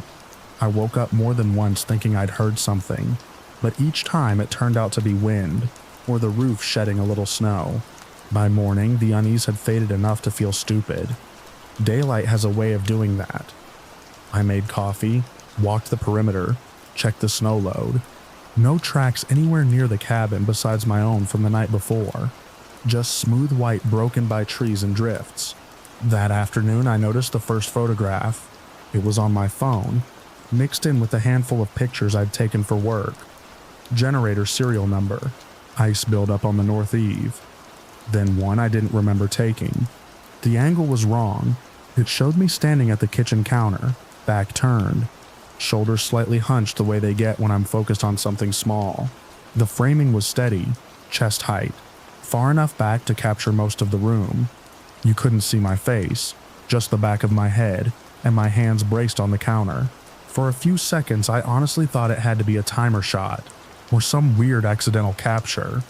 But I don't use the timer, never have, and I was alone in the cabin. I checked the metadata. Timestamp matched when I'd been making coffee that morning. No edits, no indication it had been sent from anywhere else. I walked the cabin again, more carefully this time, looked for signs of entry I might have missed. Checked locks, windows, attic hatch, nothing. No disturbed snow, no prints leading up to the walls. The back door opened out to untouched drifts and trees. I stood there for a long time, staring at the woods, trying to decide if fear was reasonable, or if I was letting isolation get the better of me.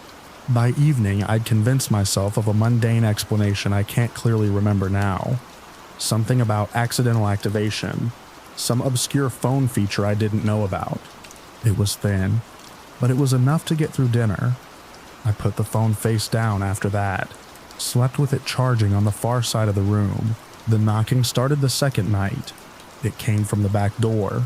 3 soft taps, evenly spaced, not loud enough to be aggressive, not tentative either, just there. I froze in bed, listening, every muscle locked. A few seconds passed. Then 3 more taps, exactly the same. I got up slowly, staying close to the wall as if that would help. I didn't turn on lights. I moved through the cabin on instinct, stopping short of the back door. The small window set into it was frosted over, opaque with cold. I could see only darkness beyond. I stood there holding my breath, waiting for another sound. Nothing came. I didn't open the door. I went back to bed eventually, though sleep never really returned. In the morning, the snow outside the back door was pristine. No tracks, no disturbances. The drift sat exactly as it had the day before, smooth and untouched. I called the main office that afternoon and told them something weird was going on. I didn't mention the photograph. I said I'd heard knocking, that maybe someone was messing around. They asked if I'd seen anyone. I said no. They suggested a local animal, a branch, wind, the usual. I agreed with them because I wanted to, because saying otherwise meant acknowledging how little sense any of it made. That night, there were 2 more photographs. I found them the next morning, scrolling through my gallery with shaking hands. One showed me asleep in bed. The angle was higher this time, closer, like whoever took it had leaned in slightly. The blanket was pulled up to my chest. My face was turned away, mercifully. The second was from the hallway, aimed toward the bathroom. It caught me mid-step, barefoot, hair uncombed. Both were taken hours apart, both from inside the cabin. I checked for cell service. None. I turned the phone off completely and removed the battery pack I used to recharge it, just to eliminate any possibility I didn't understand. Then I sat at the table and tried to think through the logistics. If someone was coming in and out, they were doing it without leaving tracks. If they were staying inside, there was nowhere obvious they could hide. The cabin wasn't big, there was no basement, no crawl space worth mentioning. The knocking came again that night. Same rhythm, same place. I stood in the middle of the living room, lights on, staring at the back door while it happened. 3 taps, pause, 3 taps. My heart hammered so hard I felt lightheaded. I didn't shout, I didn't move. Eventually it stopped on its own. I slept with a chair wedged under the bedroom doorknob and the lights on. I still woke up to the sound of the utility closet door clicking shut again, sometime before morning. This time I didn't get up to check it. The final photograph appeared just after dawn. It was the clearest one yet, taken from behind me, again while I stood at the sink washing my hands. The window above the sink reflected the room faintly, and in that reflection I could see the outline of whoever was holding the phone. Just a shape, no features, no clear edges, something darker than the rest of the room, occupying space where nothing should have been. That was the moment. Unease turned into something sharper, purposeful. I didn't pack carefully. I didn't finish my checklist. I grabbed what I needed, left everything else, and walked out the front door without looking back. Snow swallowed my footsteps as I went. When I reached the truck, I noticed something I hadn't before. A single set of footprints, half filled with drifting snow, leading from the woods to the back door. They stopped there.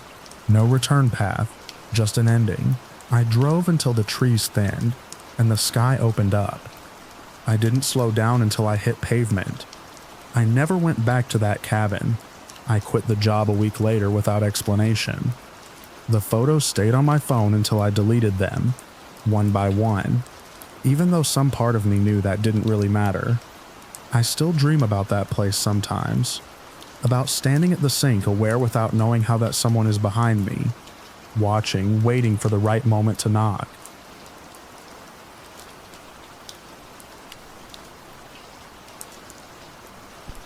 I found the thing late in the afternoon, when the light had already flattened into a pale band between the trunks, and the snow had started to take on that blue tone it gets before evening. I was off the marked trail. Not lost exactly, but pushing a familiar loop deeper than I usually did, following an old service road that no longer showed on the map. The forest was quiet in the way winter forests are, sound swallowed by powder and distance, my own breath the loudest thing moving. I noticed it because it didn't belong.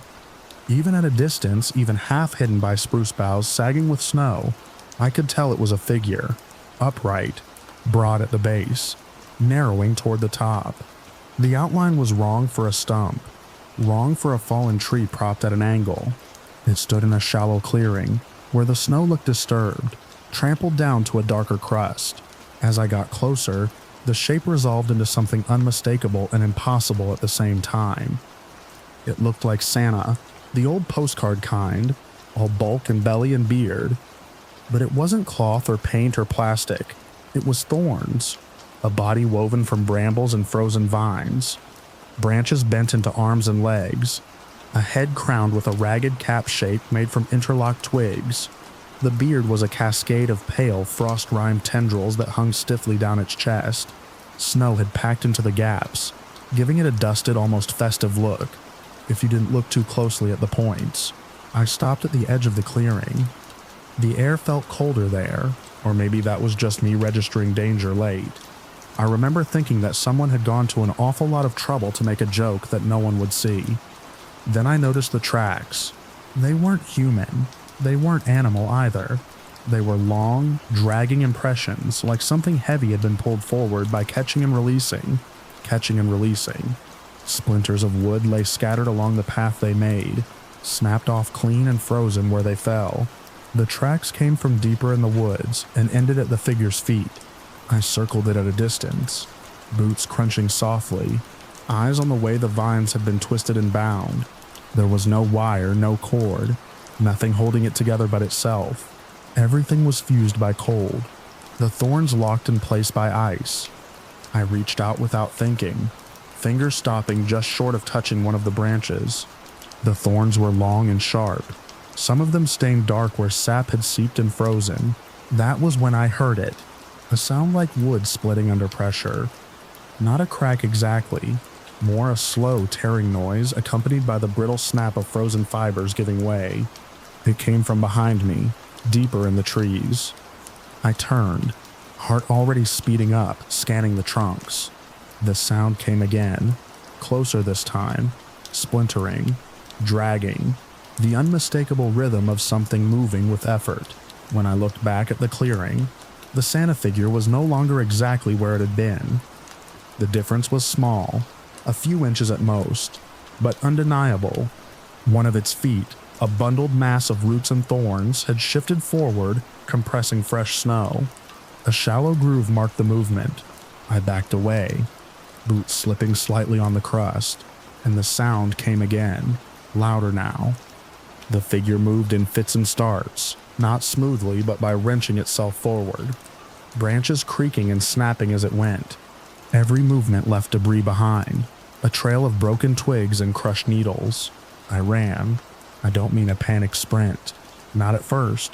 I moved fast, picking my way between trees, staying upright, telling myself that whatever I'd seen was a trick of light or a piece of art someone had abandoned.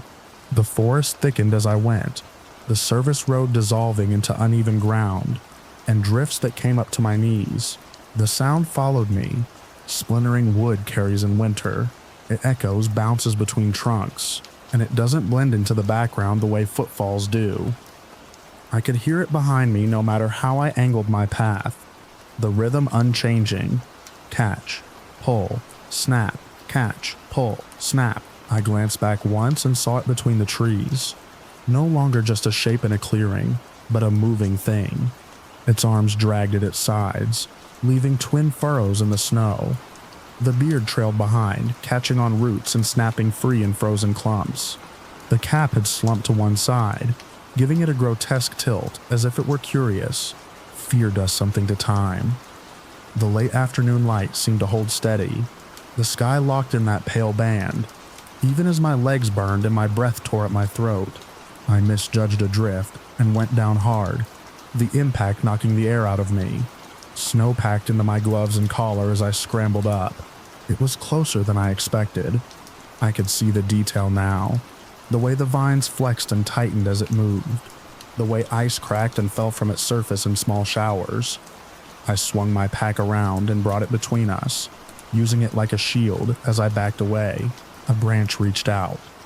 Not smoothly, not deliberately in a way I could have described, but it extended anyway, thorns scraping against the fabric of my jacket.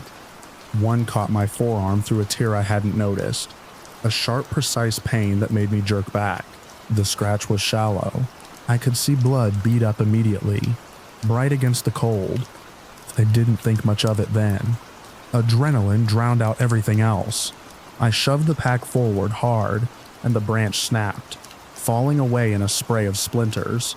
The thing recoiled, if that's the right word, its upper body shuddering as the tension redistributed. Then it surged forward again. Faster now, the sound of its movement rising into a continuous tearing. I broke through into a thinner stand of trees and saw the slope down toward the creek I used as a landmark. The drop was steep, but manageable, the snow less deep where the wind had scoured it.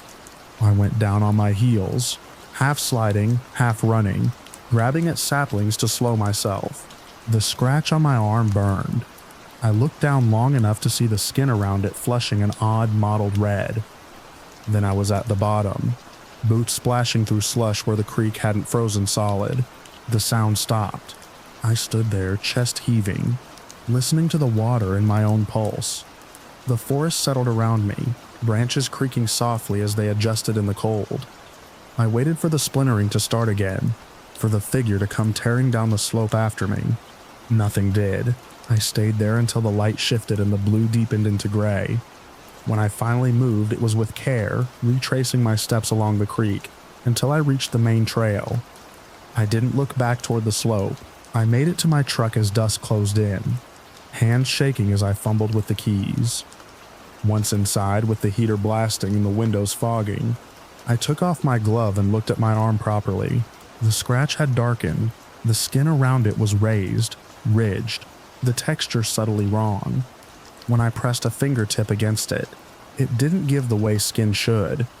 It felt firm, almost woody. I drove home in a daze, convinced that I was overreacting, that cold and fear had done strange things to my perception. I washed the scratch, wrapped it, went to bed early. By morning, the area around the wound had spread. The ridges had extended outward in branching patterns, following the lines of my veins. The color had shifted from red to a dull brown. I ran my nails over it and heard a faint, dry sound like scratching bark. I didn't go to a doctor. I told myself it was an infection, an allergic reaction, frostbite doing something unusual. I kept it covered, wore long sleeves, stayed inside as much as I could. Over the next days, the change continued, creeping slowly but steadily up my arm. Hair fell away where it passed, replaced by a roughened surface that caught on fabric. The sensation changed too. At first, there was pain, a deep ache that settled into the bone. Then there was pressure, as if something beneath the skin were expanding. Eventually, even that faded, replaced by a dull numbness that stopped just short of my fingers. I went back to the forest a week later, against my better judgment, driven by a need to see if the clearing was still there. The service road looked the same, snow drifted and unbroken. The clearing was empty. No Santa, no trampled snow, no tracks.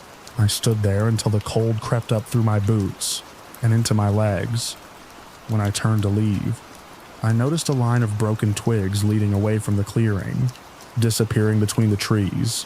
Fresh breaks, pale against the dark bark. I didn't follow them.